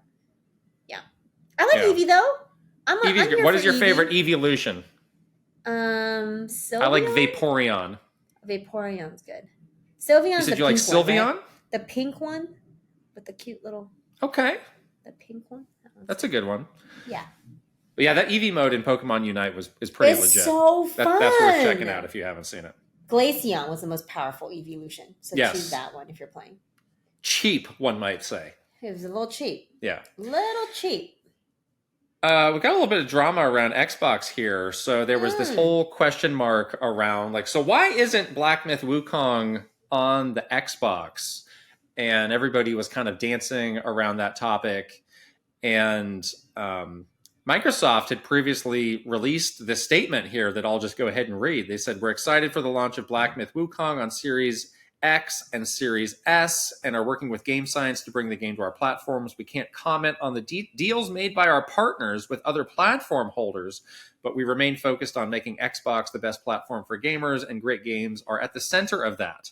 So Xbox was kind of hinting, they've got an exclusivity deal with PlayStation, so it's coming, but you're going to have to wait a little bit, which, that things like that do happen. That would make sense. But now the CEO of Game Science has just come out flat out and said, like, we can't really get this thing running on the Series S. Right. There's just not enough memory on there, and it would take us an impossible amount of effort and time and resources to get it up and running. So we don't know what we're going to do about that. So they're kind of in this limbo state, which is very different than Xbox saying, they had a deal with PlayStation. Well, what a weird thing. They probably don't want them to talk about, like, the tech limitations as a reason why this like blockbuster game isn't on your platform. This is the stuff that worries me about a Switch 2, is that you might have some of these developers that are like, okay, I'll do the work. But like, if it's something like this where it's like, I can't do it. I want to. You know where you can get Black Myth Wukong to run? A Steam Deck. The game runs on a Steam Deck. There you go. I don't know about that. But something that was interesting, remember with Baldur's Gate, Microsoft, so they have this policy where if you want to release a game, you have to release it. It has to run on X and S. They did make an exception for Baldur's Gate, where they only released it on the Series X. And it feels like maybe that's where this is heading. It's probably where it's headed, But surely there was some communication happening where they said, this is hard. We don't know what to do. Surely there was some communication over the past year, like for however long we've known about this game. Why now is this surfacing? Maybe it's like we tried everything that we thought we could just to get it to run, but it's just like we've exhausted our options at this point and it's not working. And I'm like over it. That's what my sense is. It's like now, I don't know. It seems where it was like a game of chicken, where it's like we don't want to bend this rule because then everybody's going to be asking. Right. So it could be that. We need to exhaust every opportunity, but at the meantime, like this was one of the biggest games. It just kind of came and went. So now it's like when it eventually comes to Xbox, like it's going to be kind of a who cares situation. It might not be. People might still care. Yeah. There's a lot of people that love this game, and I think would really. I mean, they might have already played it on PS5. I don't know. Exactly. Or PC. Or wherever else. Yeah. It's tough. Like, you basically, like, backed yourself into a corner, both sides, honestly. Like, if it was a game of chicken, it's like, oh, we exhausted our options because we were hoping that you would bend the rule for us. And then they were like, well, did you?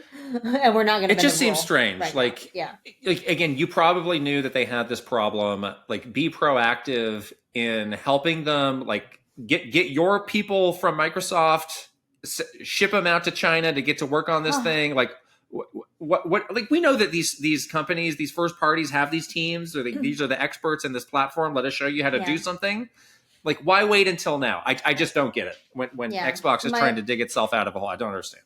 Might have been like is this game really going to be that big? We kind of don't believe in it now because it's new IP, blah blah blah, and then it's like it became big and they're like, oh shoot, now we're kind of caught flat-footed because we haven't helped them to do whatever. Now it's not coming. I don't know. It's all messy, right? But yeah, a number of things could have happened, but it's one of the things you miss your window, and it's a little unfortunate. But oh well, good thing we played it. There's a lot of Wukong stuff. Like, let me say, in Hong Kong, there was a lot of Wukong stuff out there. Well, this is I saw small tangent. I saw the coolest thing. So my favorite Dynasty Warriors character slash Chinese historical figure is Guan Yu, who's the guy in the green with the red face. With the spear, like maybe you go to a Chinese restaurant, you'll see a statue of him right there. He's cool. Mm-hmm. I saw like a statue.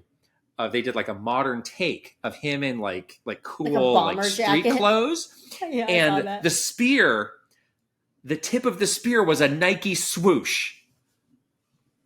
Pretty cool. Pretty cool stuff. That's the same place where I saw that weird Mario and super professional. Stuff. Oh, I have. Someone gave me that for Christmas. Super professional Mario. You have one? Yeah, I have the folder. It's cool. Oh, the folder. Yes. Yeah. Now I saw the folder. A statue. I would love a statue. That's pretty cool. Okay, I saw the folder, and I thought of getting that for you. I do have a small trinket for you when I get back. Oh, a trinket? Is it tinned fish? Yes. It's not. From Hong Kong? I don't think I can bring that on an airplane. But Customs might have an issue with that. One of our mutual other friends was also in Hong Kong very recently and brought me back a super professional, which I kind of love. I saw that when I was in Hong Kong last year too. It was like everywhere. Anyways, this is a tangent. Tangent over. Back to Anton Blast turns a profit in less than a month. Got some Anton Blast updates. So the game's been out for a little bit over a month, and they have announced that they're now they've recouped all their expenses and now they're profitable on their game, which is great news. Yeah. I'm such a nerd about game budgets. Like anytime somebody talks about how much it takes or how long it took to earn it back, I'm all over that.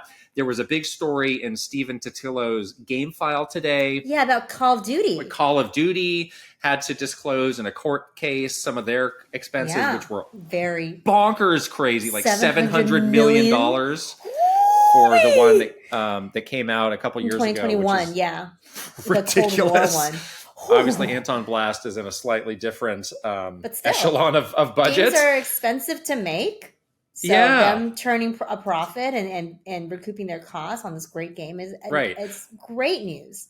I mean, on one hand, like I don't know what to make of it, and I would love to talk to Tony about it at some point. But it's like it just speaks to like the challenges of being successful in games because Anton Blast always felt, I think, to us like a pretty sure thing, about as much of a sure thing as you could have. In this place of indie games, and it's amazing that they got to the point where it is profitable. But it took them a month. Like it didn't happen like in the first weekend. There was a bit of a hill to climb, and I'm sure there was some anxiety of like, are we going to be able to keep doing this? Like, are we going to be able to pay these bills? Like, what does this mean? So.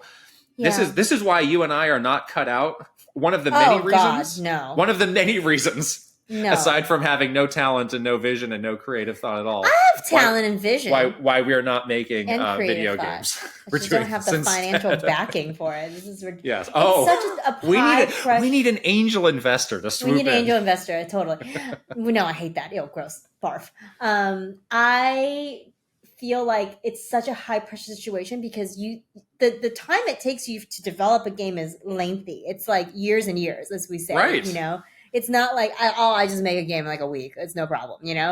Like you pour so much time and effort, resources, money over the course of so many years. If it doesn't hit, like that's really bad.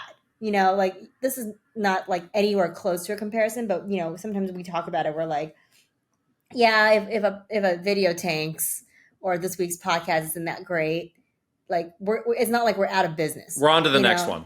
we're like so quickly on to the next one, but you do not have that luxury with making games. And so if it's not a hit, and it's so hard to have a hit these days with like the amount of, you know, attention that is, just the amount of options people have in their attention spans and things, like so hard, right? So yeah, this is like a feat. And it's scary. It's a very nerve-wracking thing. I like that they were transparent about this. That's cool to see them being very like forthcoming about how it's been doing. Also, like I always loved when yacht club games would do like their end of year like revenue budgeting report, because it is kind of a mystery. Sometimes we kind of forget or just don't plain don't know what it takes to make a game. And yeah, like us on this other side of just playing them, it's hard to imagine like sometimes like the true like business part of it and how much pressure and how scary that can be. So yeah, congratulations to the Summit Sphere team for getting there. It's awesome.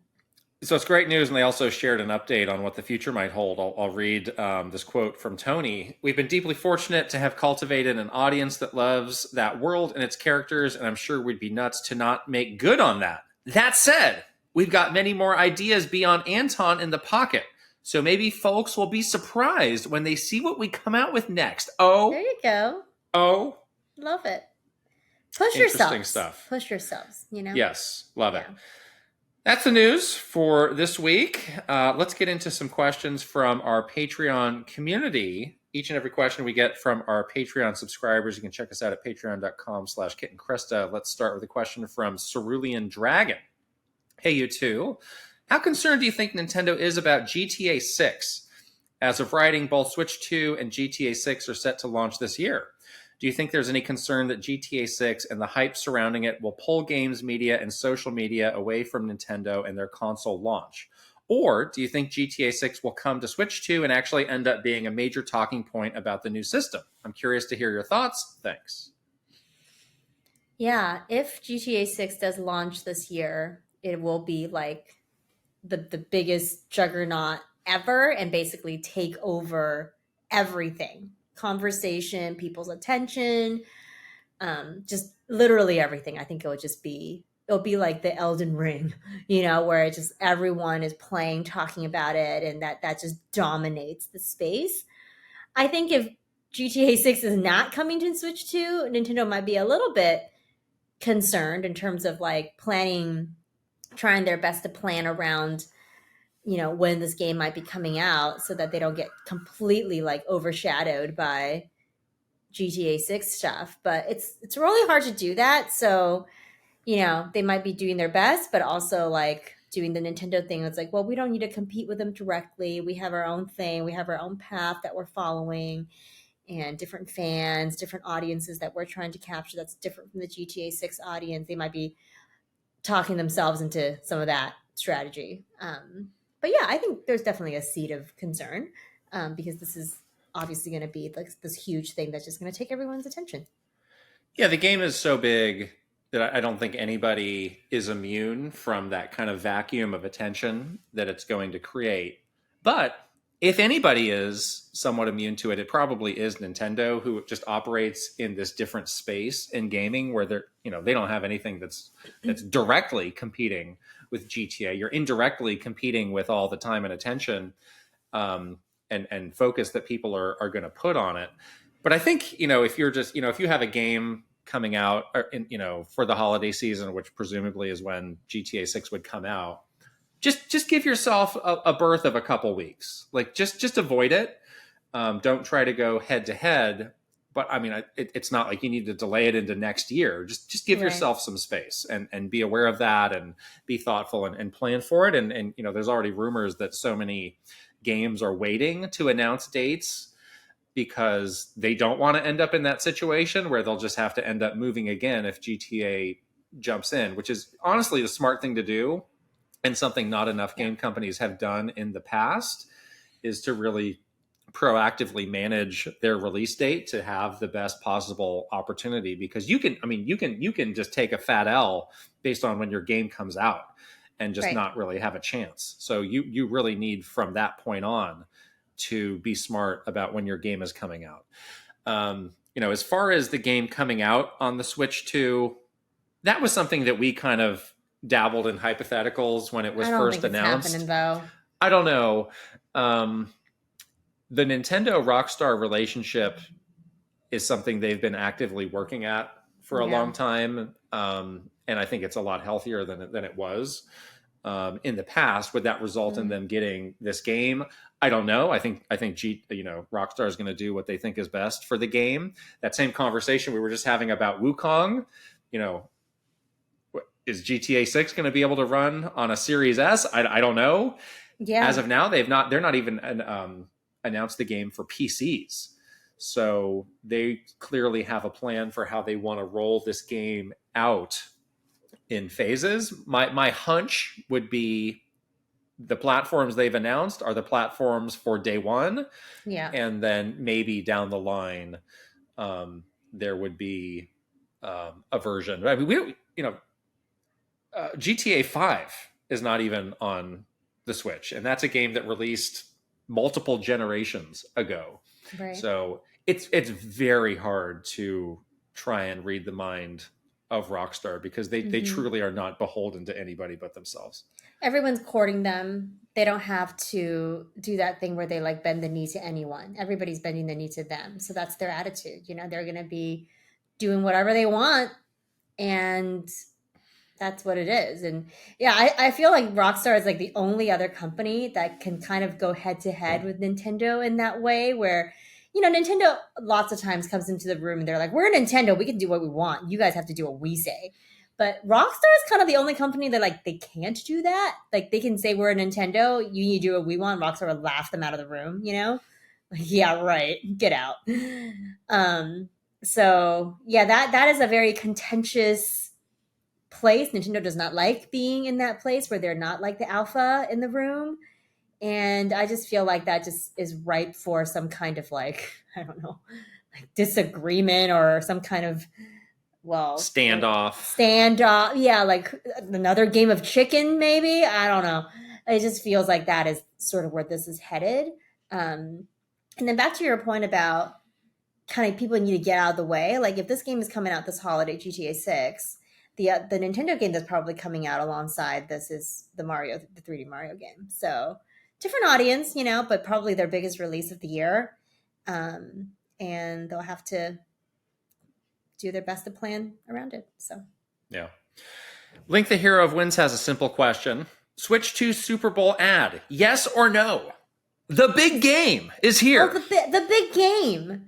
Yes. I'm going to say no for this one. I feel like because it's not like, I don't know. Again, we're back to the iterative sort of strategy here. Like, how do we announce it so we have the time to talk about these new features with like the more like knowledgeable audience? The Super Bowl ad is sort of like the opposite of that. It's so broad, and there's so many random people that are watching the Super Bowl that are not into video games. Yeah, I kind of feel like this is and it's obviously it's very expensive. So I do think this is a no. I lean a little bit more towards the yes. All right. I think, the pressure is internally, this has to be bigger than the original Switch. What can we do? Obviously, this is a huge audience, huge opportunity, huge cost. When Nintendo did it last time, they found ways to reduce the cost. I'm sure if they wanted to do something like this, they would be very actively working those channels to try and reduce the cost again. And it is, something that they did last time that worked well for them. So they can say like, yeah, this is in our playbook. We have this experience. It worked well, which is how they can justify that kind of big budget. I'm sure this is going to be, their biggest budget launch ever. So it's something that they can be a bit more ahead of as far as planning for, because that they have that experience of doing it before. They're like, no, this is going to be a major stop on the roadmap.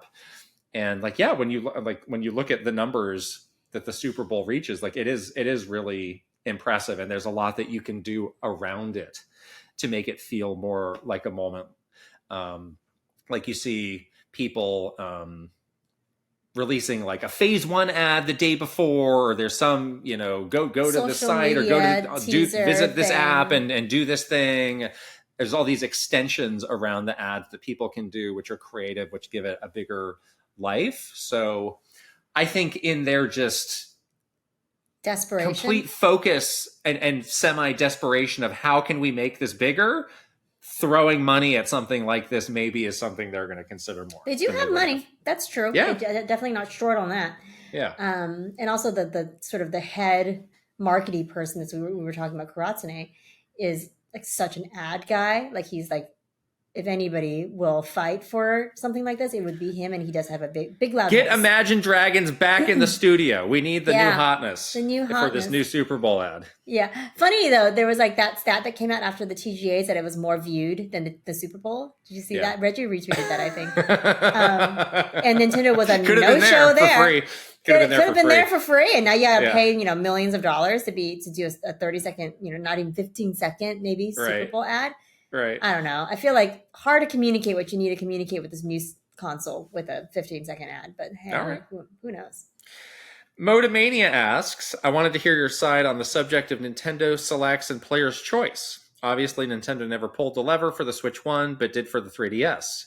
How did it come about when you were there? On a related note, what do you think of Nintendo's strategy will be to revive sales of older Switch titles that likely won't make the most sense to get a new iteration on Switch 2 due to backwards compatibility? Mario Tennis and other sports titles, for example. I feel like backwards compatibility in this new Nintendo era can allow evergreen titles to be revisited, but at the cost of one new iteration per console like in the past. Thoughts? This is where you need the AI upscaling to make it feel modern. This is the perfect example of like kind of older, early generation Switch 1 game. Maybe you upscale it because that's very easy and efficient to do. Discount it, give us some sort of little like essential Nintendo Switch Essential Collection or something like that. Some little. Do you really need to discount it? You might not need to, especially when you're selling a Switch 2 game for $70. It feels like a bargain. Maybe $50. Yeah, I'll buy Mario Odyssey again for $60. Sure, $60. Yeah, I'm curious how they position those. Like, do they repackage those? Yeah, is it so like it's a like deluxe? it's very clear. Because it's obvious that some of these games are going to continue to have a long life on the shelves. I somewhat disagree with the notion like, some of these games, if they continue to live on, like you can't do a new version.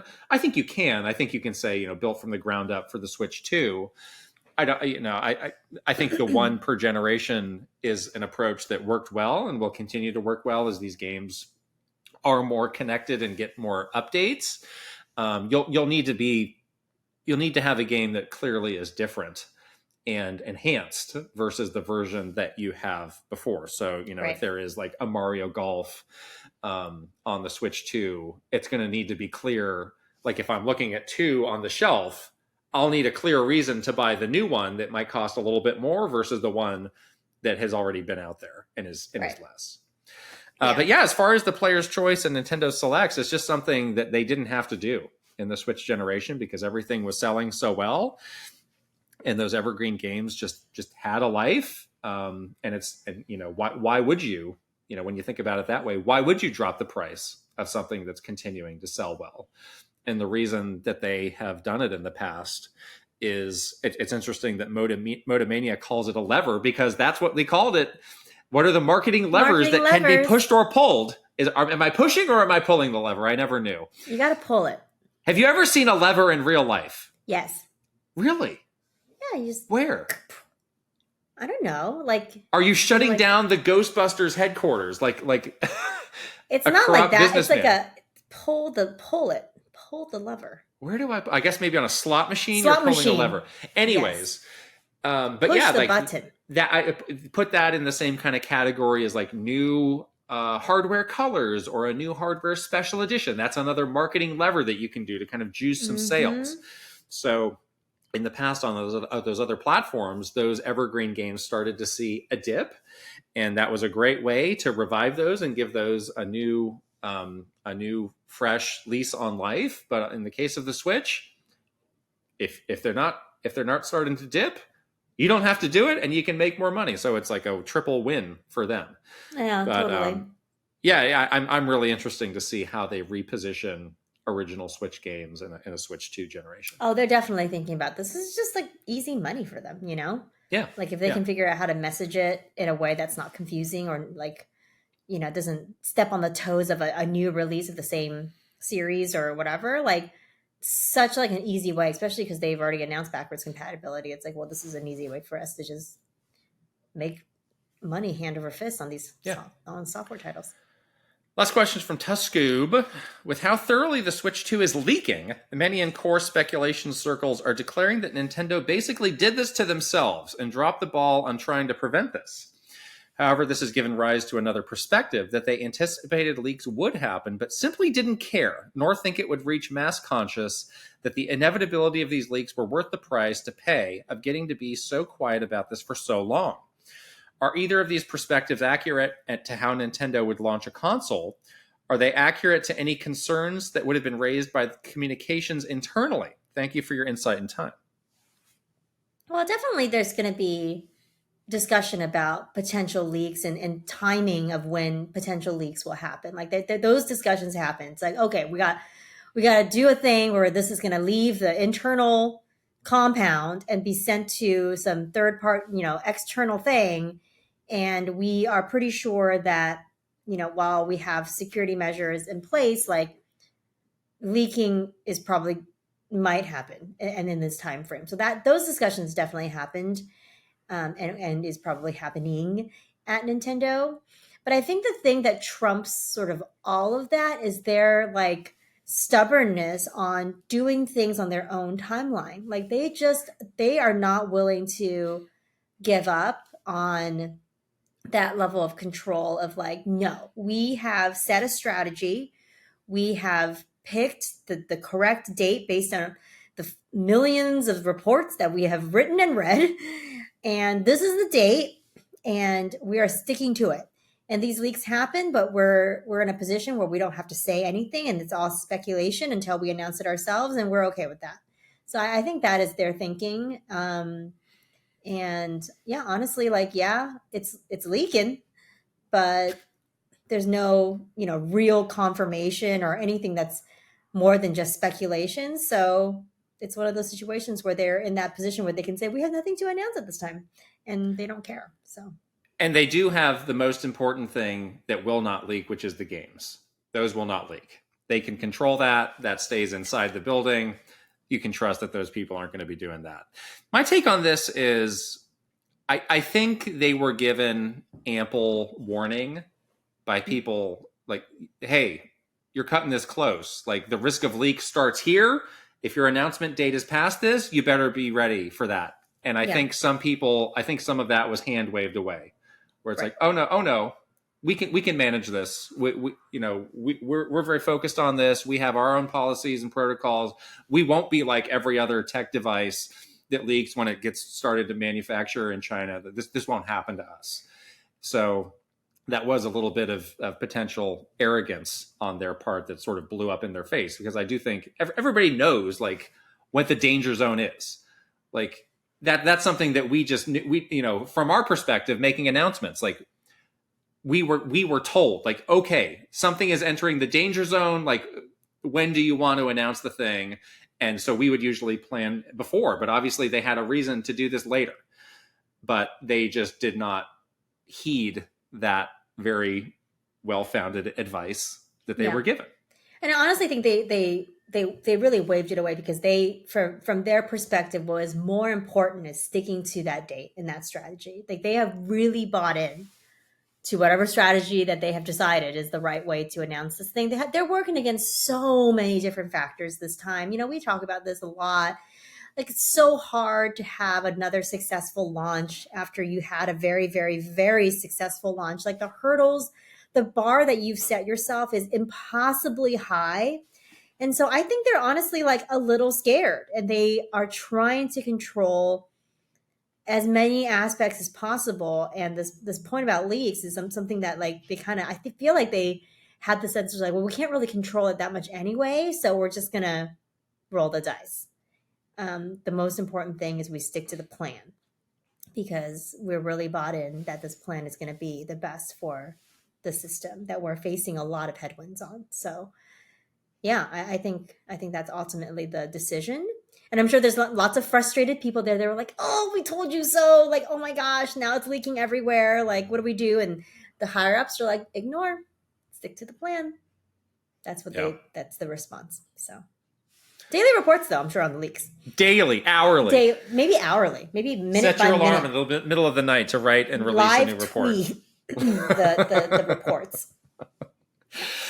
Those are the questions. Thanks to everybody who sent one in. As we said, you can subscribe to our Patreon at patreon.com/KitandKrysta. Support us for a few dollars a month and get some great stuff. Early access to the podcast, exclusive behind-the-scenes content like bonus Q&As and spoiler casts. Thank you to everybody who is currently a subscriber for making all of this possible.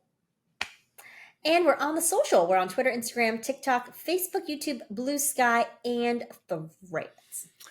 If you're watching this podcast on YouTube, you can please subscribe to our channel, give this video a thumbs up, and leave us a comment. If you're listening on audio, you can also subscribe, give the podcast a 5-star rating, and leave a written review, if you please. All of those things really help us out a lot.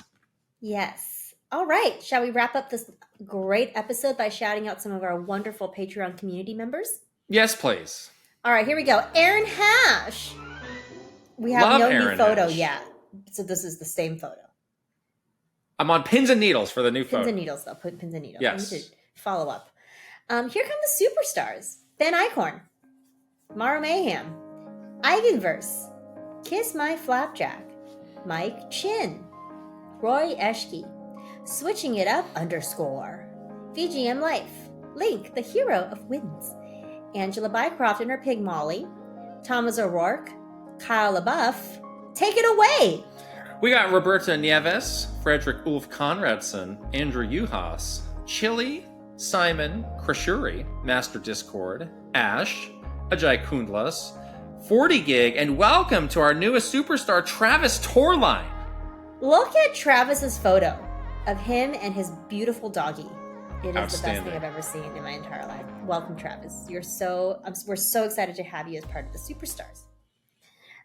All right. We are going to shout out some One Up Club members. Aaron Burgundy, AdCool2000, Ale Alejandro, Aristu, Astrodev, Awesome46, Axel, Bates, Ben GB, Big and Gamer with a Y, Brandon Cavapil, Brett Dennison, Brovak Novak, Bruce Dash, Bucky Flores, Cameron, Shadir, Chelly Squirrel, Crispy Saurus, Christopher Lay, Captain Alex, C-Roper17, Dallas E, Dachshund, Devi P, Doinko, Dre Eccentric, Dre Eccentric Tony, Echo Ladair, Elite Peach, Esparts50, Fart Priest 69, Furbound, Fernie and Just Forever, Fox Deploy, Funky Han, Garf the Wolf, Gartooth, Guilty Phoenix 42, Handheld Gamer, Happy Sloth, I May Have Made a Mistake, Iris Marin, Jay Rando, Jack Hoving, Jeffrey Hernandez, Joe Encarnacion, Jonathan Rowe, Jordan Collette, Jordan Hemmerly, Joshua Clements, Juji Fruit, Justin Lemminger, JW Bakes, Kalon CPU 57, Kawa 2796, Keith Kwan, Kevin Delang, Kilo Kibo, Christopia Party with Me, Kyle Gamer Barry Rookie. Take it away! We got Kyle Kretzer, Lazy Cat for Coffee, Lex, Link9898, Lil Mikey, Linko, Lit, Luigi53, Luna B, Lynn, and When I Met, Macho Potato, Mad Dog 5981, Magnificent Easy G plus Callie Marie, Mario Man 392, Mark, Marky Man 64, Maverick Nate,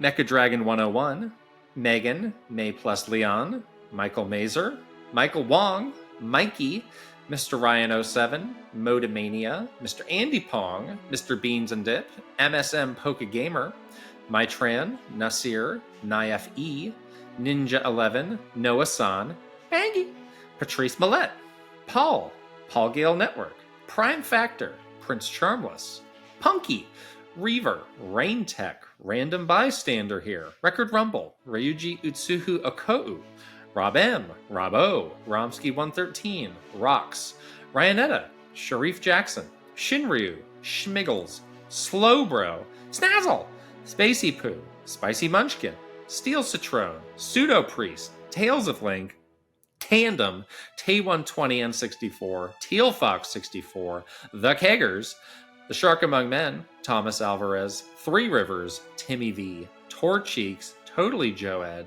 Trajowie, Tugs Puppy Bear, Tuskoob, Tyler and Tracy, Tyler Geis, Uncle Jungle, Video Game Stupid, Vidgmictor, Viridian, VirtualBot, Voyager 007, WG Grizzy, YU, Wicked Davy, Zelgroth, Zapati, Zero Link, and Zroid. Wow. I did want to shout out, as we have reached the conclusion of the Kit and Krysta Fantasy Football League, and we're going to reveal the top 3. Coming in 3rd place was me. Wow. Oh, you. Look at that. Rigged. Oh, what? Rigged. You did not come in last place. You should be happy to know that about yourself. Big win for you. Moral victory. 2nd place. I beat you, which is the best thing. That may have cost me the season, actually, losing to you. Double A came in 2nd place, which means in 1st place, seems to be good at everything. Add fantasy football to the list, Jay Rando. Of course. Oh my gosh. What isn't Jay Rando good at? I don't know. We're still trying to find out. Ben from MinMax joined our Discord and immediately was like, are you the Jay Rando from Trivia Tower? And I had to jump in and be like, you can't have him. He's our Jay Rando. And there was an argument that ensued. So oh no. my protectiveness and possessiveness towards the notoriety is spreading. Yes. The notoriety is totally spreading. Oh my gosh. Jay Rando, yeah, jack of all trades. Love it. Well, next time you see me, I'm gonna be back in the studio. Aren't you excited? I am, very much so. Hopefully you have the rest of your vacation is lovely and relaxing, and you don't end up naked with one Raycon in a lobby. Not in the lobby. I wish that for you. I do. Naked in the appropriate places, yes. Yes. That'll be my goal. Good. That's your resolution. Naked in the appropriate places. All right. We're going to wrap it up, and we'll talk to you guys later. Bye. Bye-bye.